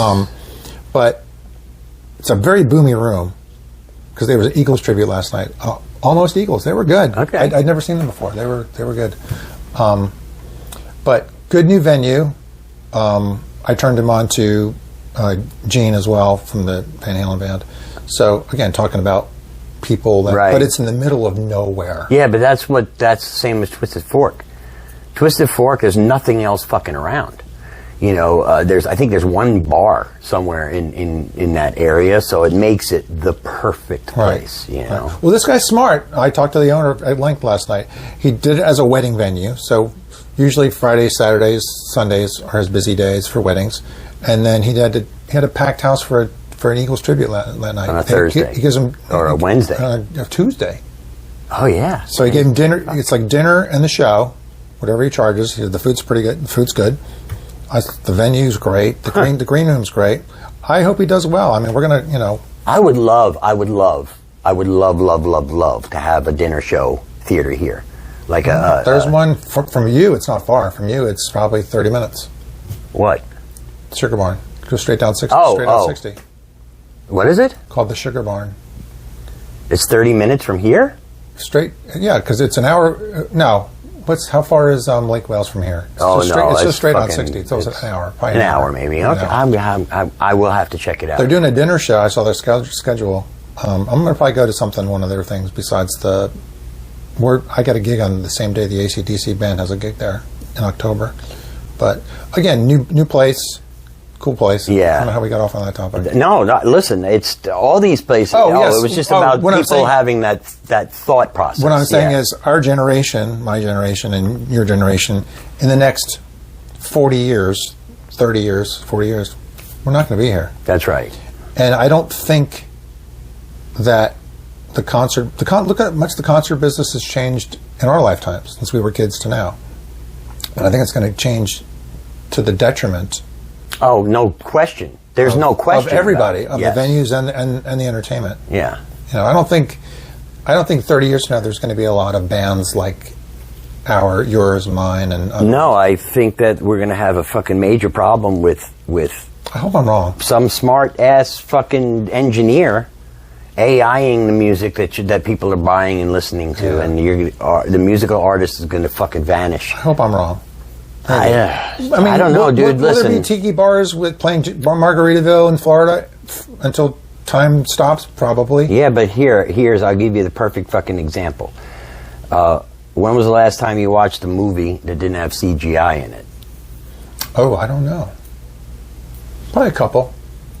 Very few. Yeah, like period pieces and stuff like that. And so now you think about how that has completely engulfed movie cinema and the production of its value, and that is going to change because now they've gone into which fucking Star Wars movie is it? I think it's Rogue Squadron has the Grand Moff Tarkin, the character is there. It's Peter Cushing, and it's a fucking computer generated Peter Cushing, yes. And it's good. Yeah. I mean, it's a really good Peter Cushing. So if they're going to get to this point where AI is capable of creating it all, that's going to be interesting. It really is going to fuck a lot of people up, man. It really is, because as it is, there's already a chart-topping AI song with a chart-topping AI band, and people don't even fucking realize it. Like I literally was like looking at this fucking. Alexa, what is the largest? Alexa, stop. Alexa, what AI song has had the most streams? From Genius.com. The most popular song by Ailsa is Wonderland. No. Alexa, stop. Alexa, what is the most popular AI-generated song? Oh, fuck her. We'll ask her later. Normally, she drives my wife crazy. She said, "You told me to shut up." You told me to shut up. If she could repeat the things that I say to her. And soon she will be. Yeah. I'm waiting for a different voice. I want Alexa to be able to say like a sexy fucking French accent or some shit. Sexy British accent. Yeah. Well, you can get. There's a British one. There's 13. I think there's 13 different settings you could put, but they mostly suck. I had a TomTom before. Oh, yeah. And I paid money for the Peter Lorre one. Yeah. It was hysterical. You used to be able to get that, and you can get Darth Vader, James Earl Jones. Oh, okay. Which was fucking awesome. I would have gotten that one too. That would have been cool. There was actually, I forget, it was Google Maps a couple of years ago. They may still do it every year. I don't know. I haven't paid attention. But on May the 4th, the dot of you is a X-Wing fighter. Oh, really? Yeah, and I would put it on everywhere I went just to be the fucking X-Wing fighter. I didn't know that. Oh, it's fucking great. God, when did Star Wars come out? 77? 77, dude. It's still my favorite. I had everything on DVD I have every fucking book, every DVD, every goddamn Burger King cup. I am still a fucking Star Wars fanatic. Like, it's a space western. It's everything. It is. You know, and I get angry with them because I don't like the newer stuff. Yeah. Although Rogue Squadron, I think, because you're an old was cranky amazing. guy. Well, I don't. Yeah, we expect things to be a certain way and don't like a lot of change. That's why I like the old kid. Like people getting like I like Kiss Alive. Yeah. That's my. You know what the thing with Kiss jam. for me though is there is not a version of Kiss that I don't like. I have liked every version of the band from, you know, Ace and Peter to fucking Eric and I haven't liked every era. I haven't hated any era. Well, except that the newer era, because to me it was not like from Psycho Circus on. Yeah, I mean, I don't know. People give Tommy a lot of shit. He's a great guitar player. He's a good guitar player, Yeah. and be truthful. Anybody who wants to be on stage, or if they were offered, would have jumped at the job. Marty Friedman wanted the fucking job. And if you say no, you're a liar. Yeah, absolutely. If you're a musician that plays guitar, wants to be on stage, if you say no to that question, you're a liar. Yeah. Because anybody would have jumped. Anybody would have jumped at that fucking opportunity. If, you know, Paul disappeared and Gene saw me someplace and it's like, hey, would you like? Yes. Yeah, tomorrow. Oh, yesterday. I get paid too. I get $100 a day. Yeah, I'm in. Yeah. And we get you the best wig in the planet. Exactly, because they have them. They have the best wigs. Paul has the best wig. Fucking Ace's wig is terrible. Gene's wig is terrible. Gene's wig is so terrible that you tend to think it may not be a wig. When the first time I fucking ever met him was at NAMM. So I never met any of them. He was a very weird guy. But the first time I met him was at NAMM. And you had to stand on line. Even though I was there as an endorsed artist, you still had to stand on line to meet Gene Simmons. So, of course, I'm going to stand on line to meet Gene Simmons. Get all the way up to the front, get front of the line. I don't have anything for him to sign. I'm just going to get a picture of me with Gene Simmons. And he's on one side of a table, you're on the other side of a table, but he'll lean forward, you know, so you get the picture. And I remember, like, looking at his hair literally was like a Davy Crockett hat. It was a thing of hair with an attached ponytail to it, and I was just like, what? It was the biggest disappointment of my fucking life, because I had built Gene Simmons up to this fucking enormous godlike person. You were 8. Yeah, and then, you know, when you finally fucking meet him, you realize he's human just like everybody else, you know. If I ever met Ozzy, I got backstage at an LA concert one time because my friend was working it, but we didn't get that close. I met Zach, but I never got to meet Ozzy. And out of all of Ozzy's camp, the only guys I've ever met were Rudy and Zach. I heard Rudy was a nice guy. Rudy's a really nice guy, and I expected him to be not, but like nicest. Everything I've seen of him. And you would have to really be to have been asked to play for that many fucking bands. You have to be a dramaless guy that just comes in and does the job, or be amazing. I don't think he's generally amazing. No. He's good, but he's good. I think it's he had the right look, had the right move. It's too much for me. Yeah, well, again, I'm not going to listen to Billy Sheehan bass solo for 25 minutes at a time. Yeah, but see, even with the Winery Dogs, it kind of. That's where we took our version of "Fooled Around and Fell in Love" from their version. But I specifically told Eric, don't play like Billy Sheehan, because it's way too much for the song. I don't know. But he's a nice guy. I got introduced Billy's a really nice guy. I met him at Talon days. Yankee Rose. I love Yankee Rose. I would love to do. I know. My guitar player could do it. I just don't know that people would know it enough. I've talked about some musician friends about putting together Yankee Rose trip, because they have 2 albums and there's enough for a show. Yankee Rose is a great fucking song. And I had players lined up. Yeah. My Meg is a big Roth fan. And so I went out, and I didn't have them. The only one I had was Skyscraper. And then I went out and bought all the records. Mm-hmm. And I had Little Ain't Enough on CD, and I realized I couldn't fucking wait to get it on record, because listening to it on vinyl sounds now like an old blues record. It's a great record. Amazing Great record. record. I don't know what happened to him. In my opinion, he just... I understand Dave has always been the show tunes guy, but I don't... Yeah. I can't watch show tunes Van Halen. I just can't. It was interesting. I enjoyed it. I had a good time. You know, it's like listening to a whole hour, or like buying a whole record of that AC/DC hillbilly fucking AC/Dixie. Yeah. Great for a song, but the whole album, to listen to the whole album, you know, as an enjoyable. I like bluegrass, so, so I did, and I liked it. So. Yeah, but see, you and I both like that Jazz Sabbath album. That's true. I love it. Like, I listen to it a lot. It's great. It is. I have another one too. It's Brown something else. The record store guys turned me on to. It's more Miles Davis jazz, Black Sabbath. It's like it's kind of some spacey shit. Okay. Not as good as the Jazz Sabbath stuff. But I like twisting. Like there's a reggae band called Reggae Kiss out of Sweden. Is there? Yes. Oh. Fucking great. Oh, I'll have to fucking look that up. Reggae Kiss. Dude, and the songs lend themselves very well to reggae. Okay. Very well. Like, shockingly well. Well, it's not like they're chord... 80s Kiss, maybe not, but early Kiss, 70s Kiss are 4-chord songs.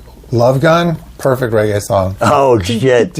I'm going to now listen. I'm going to find it. And they do a great job. And they're funny as shit. They have some video. So I like when people take stuff and twist it and make it their own. It's fun. It is fun. It's fun. It's fun to see, that worked. Like these mashups that they come out with now. The Kiss and the Commodores. Or there's a Bee Gees and Ozzy one or something. Actually, that one's great. Brilliant. The Bee Gees and the Ozzy one. Brilliant. It's like, holy shit. There is an actual Dweezil Zappa version of, I think it's Staying Alive with Ozzy. Yeah. Singing. It's terrible. It's fucking terrible. I've always thought that the Bee Gees would be a great band for someone to do heavy versions of, but every time I've ever heard any of the heavy versions of the Bee Gees, it just sounds like shit. They're never good enough. There's a rockin' version of Eleanor Rigby. Can't really fuck the Beatles up, though, can you? Well, that's true. That's a good point. You know, I mean...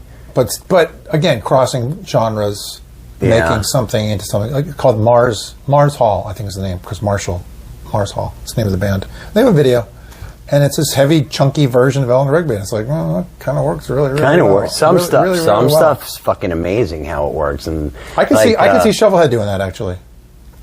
A heavy version of Eleanor Rigby. We just started doing Prince, Let's Go Crazy. Okay. And we're kind of, as we're developing it live too, which is also fun because that is fun. It is fun. It is fun. It's we practice so rarely because we all live so scattered. Like Eric Neal lives in Homestead. Oh shit. Yeah, like that's fucking 3 hours, 2.5 hours from here. So, you know, what we do, we practiced a couple of weeks ago and we put like a list of 10 songs and said, okay, everybody shows up rehearsed, which is fucking like, we were talking about the levels of people that you surround yourself with. And, you know, when you're at that level, that everyone is enjoying what they're doing when everybody shows up prepared. Yep. You know, when you got the band member guys that don't listen, don't sit down, don't pay attention, don't get pre-rehearsed, don't follow the song, don't give a shit, that's when you know there's a fucking problem. Well, with the Sabbath, like we've had, after our first rehearsal, I talked to my promoter and my girlfriend said the same sentence. I said, that's the best first rehearsal I've ever had. Like, isn't that fucking for great? Any band I've ever been in, ever. I had the same situation go on with me. Now that came with years of changing personnel in and out. This lineup of ShovelHed right now is the ultimate lineup. Like literally, these guys vocally, fucking practice ability. It's a beautiful thing. And then the same thing with the Eat Crow guys was the first rehearsal, the first full band rehearsal was a sheer joy to walk into as a singer, just as a singer. Mm-hmm. No, not to have to. Oh yeah, that's like I can actually the Sabbath stuff. It's like I don't have to. Yeah. I just have to listen to my voice, listen to the monitor. You know what? Don't have to worry. And what my I fingers? do going to rehearsals now is I say, you know what? I'm not gonna get there at exactly 6 o'clock because they're not going to all get there and all be tuned up and ready to go until about 6:25, and all I have to do is stroll in and sing. So, you know, like, oh, you're getting LSD. It's a beautiful fucking thing because I spent the last 8 years setting up fucking PAs and tuning rooms and singing and playing, you know. Who gets the trailer? Who goes to the warehouse? Usually with help. Dude, I'm scaling back. I'm making the band a little bit more scarce next year, and stop. I don't want to play these restaurant-y bar places anymore. If it can't be in a full experience, I don't want nothing. I do the restaurants and bars in a duo and trio with Fonda and her kid, which is fun. It's fun, and it keeps my vocal chops up. Man, but it's easy to do. It's killing me. It's easy to do. You know, it's I was getting to the point this year of starting to not like it. I don't do it every week. No, but that's the thing, was that I was getting to the point this year where the every week fucking thing, I'd rather every other week. I don't mind doing twice this weekend and none last weekend because at least I get some time to myself. Mm-hmm. Whereas before, you know, it was like a marathon. You're just like, you're asleep, you're playing. You're asleep, you're playing. You're asleep, you're playing. I forgot to hydrate, I'm playing. What's the line from Godfather 2? This is the business we've chosen. The business, yeah. Yeah, but now I want to mold it to, right. a little bit more around my lifestyle rather than my lifestyle having to be around it. True. Well, I use that quote a lot for the Kiss Band too, because the Kiss Band obviously has so many more layers of bullshit to deal with than most other bands. But this is the business we've chosen. It's it is, and actually that's why in most circumstances, like, do you remember years and years and years ago when something would go wrong on stage? And something goes wrong on stage? Well, for you? Do you remember how you would panic? That's never happened. You remember how in the past, like for me, there was a time where whatever it is, whether it's setting up video or whether it would be, whatever, you're on stage and fucking one cable goes out and blah, blah, blah, or whatever. I used to panic. I used to freak out. And now it's just like, yeah, whatever. Yeah. Like Patrick's drum set goes out. Okay, well, let's figure out what we could play acoustically until he can get it fixed instead of stopping the show to keep, just simple things that you learn along the way. Comes with experience. Yeah.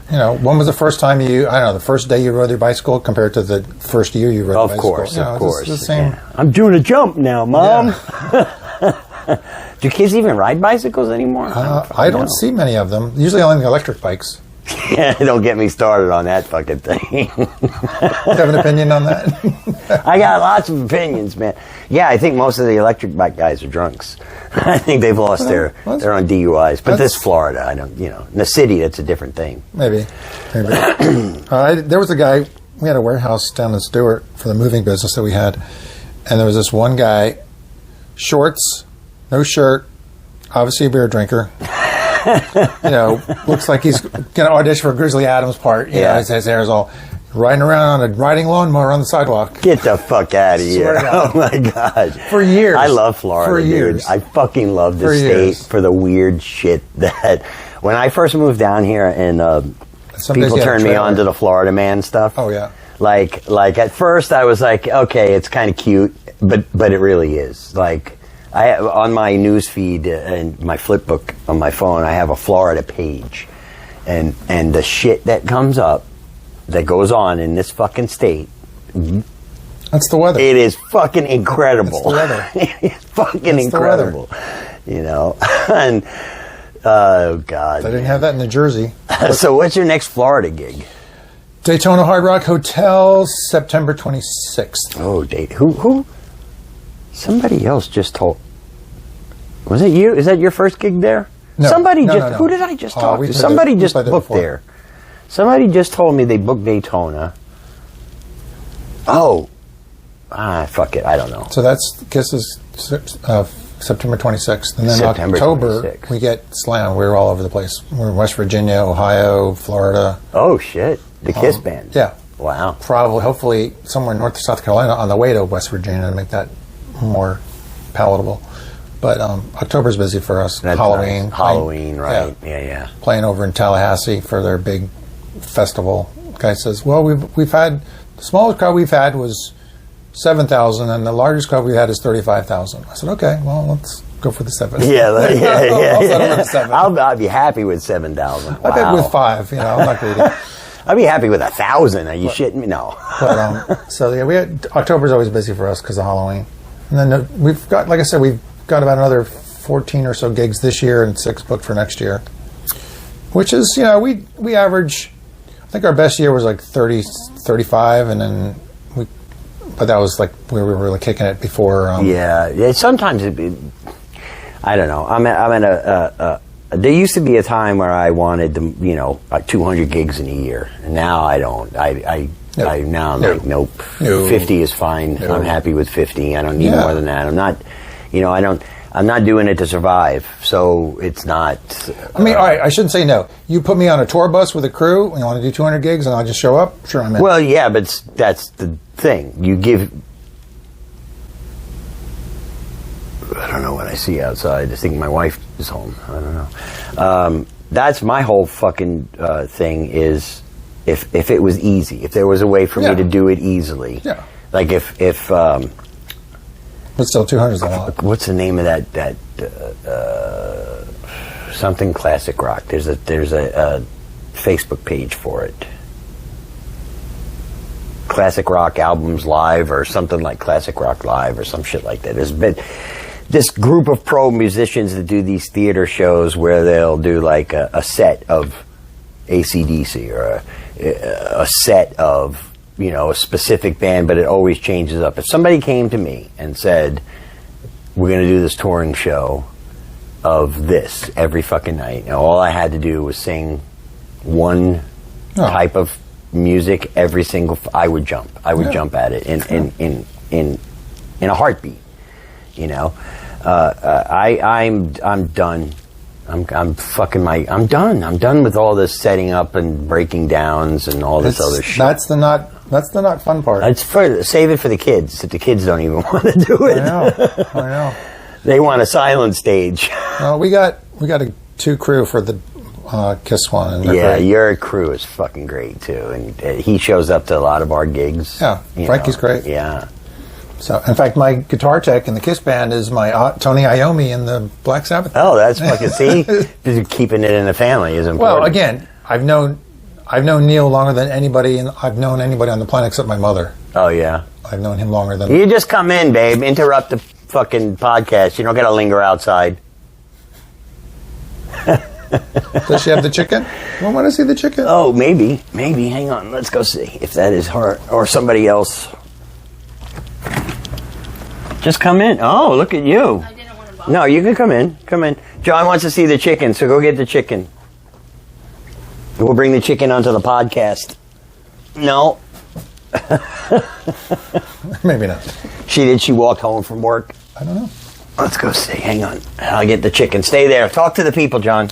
So, that's the thing. That's what's going on.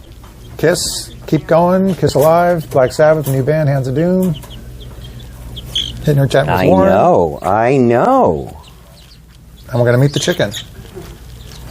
Oh, I wanted to put its little diaper on. So it didn't. Aww. Well, she poops. That's the chicken. Hi. That's her. How you doing? She's cute.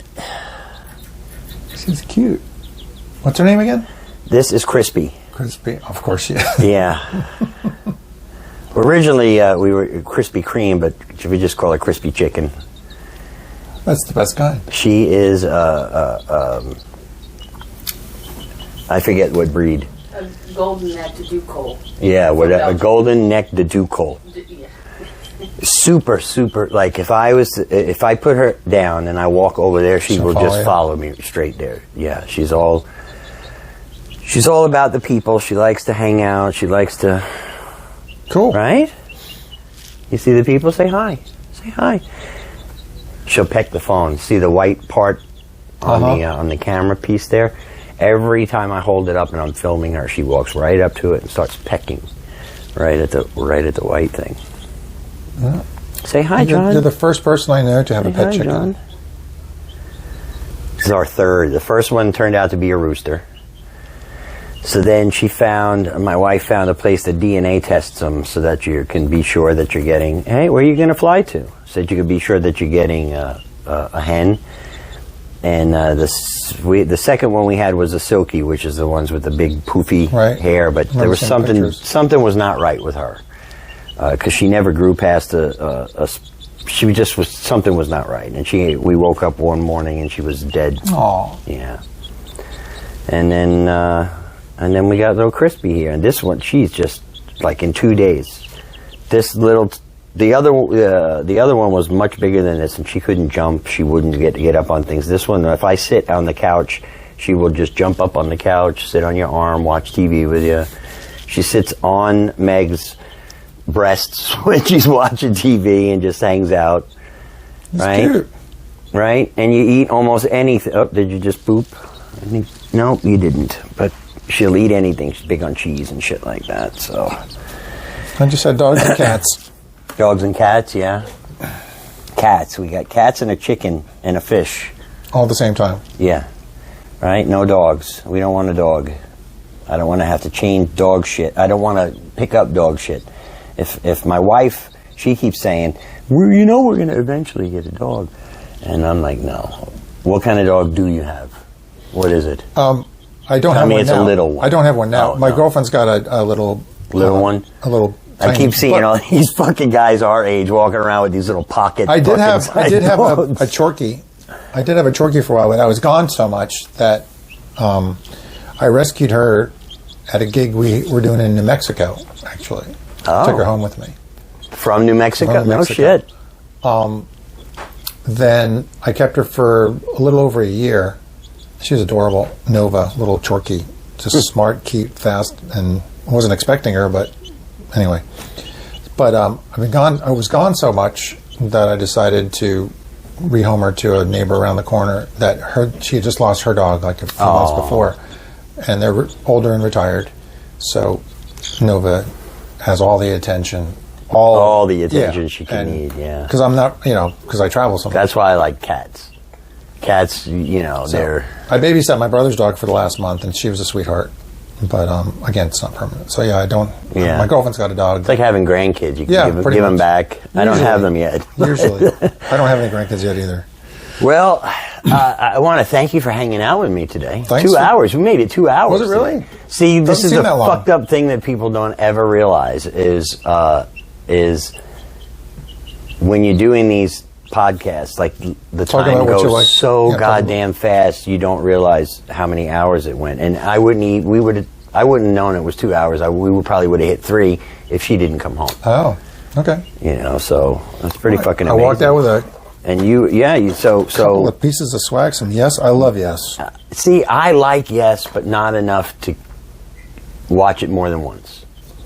So I watch them. They're yours. I'll watch them a couple of times, and I'll put them on when I'm doing something else, listen to the music while I'm doing it. Make sure that you guys get out and check out Kiss Alive, the tribute, and the Hand of Doom. Hands of Doom. Hands of Doom, which is the new Black Sabbath tribute coming out from John and his boys. And if you got nothing to do this weekend, come on up to Wickham Park. ShovelHed is playing the Battle Brothers Wing Fest. It's all you can eat and all you can drink for one admission price to get in, and then all you can eat and all you can drink. That could turn out to be very nice, like a John Panette skit or something. Yeah. And then Sunday we are in Cagney's in Fort Lauderdale, so we hope that we will see some of you guys there, and you got to come up and do this again. September 26th, Taytana Hard Rock Hotel. we're having another night of rock and roll there. That's right, by Cagney's. And it'll be fun. Yeah. And then we got to get you to get the Black Sabbath over at OCC. Yeah. I got a lot of good friends over there, too. So they would love that. They're doing the Ozzy thing this weekend. Yes, they are. I'm busy in Orlando this weekend. But, yeah. But it'll be fun. It'll be a fun side project. I'm looking forward to it. Yeah. Got to like Sabbath. Babe, take your chicken. Our chicken. You want to take your chicken? Oh, there you go. Thank you. Sweet, John, thank you. Thanks for the invite. Yes, sir. Thanks for the beverage.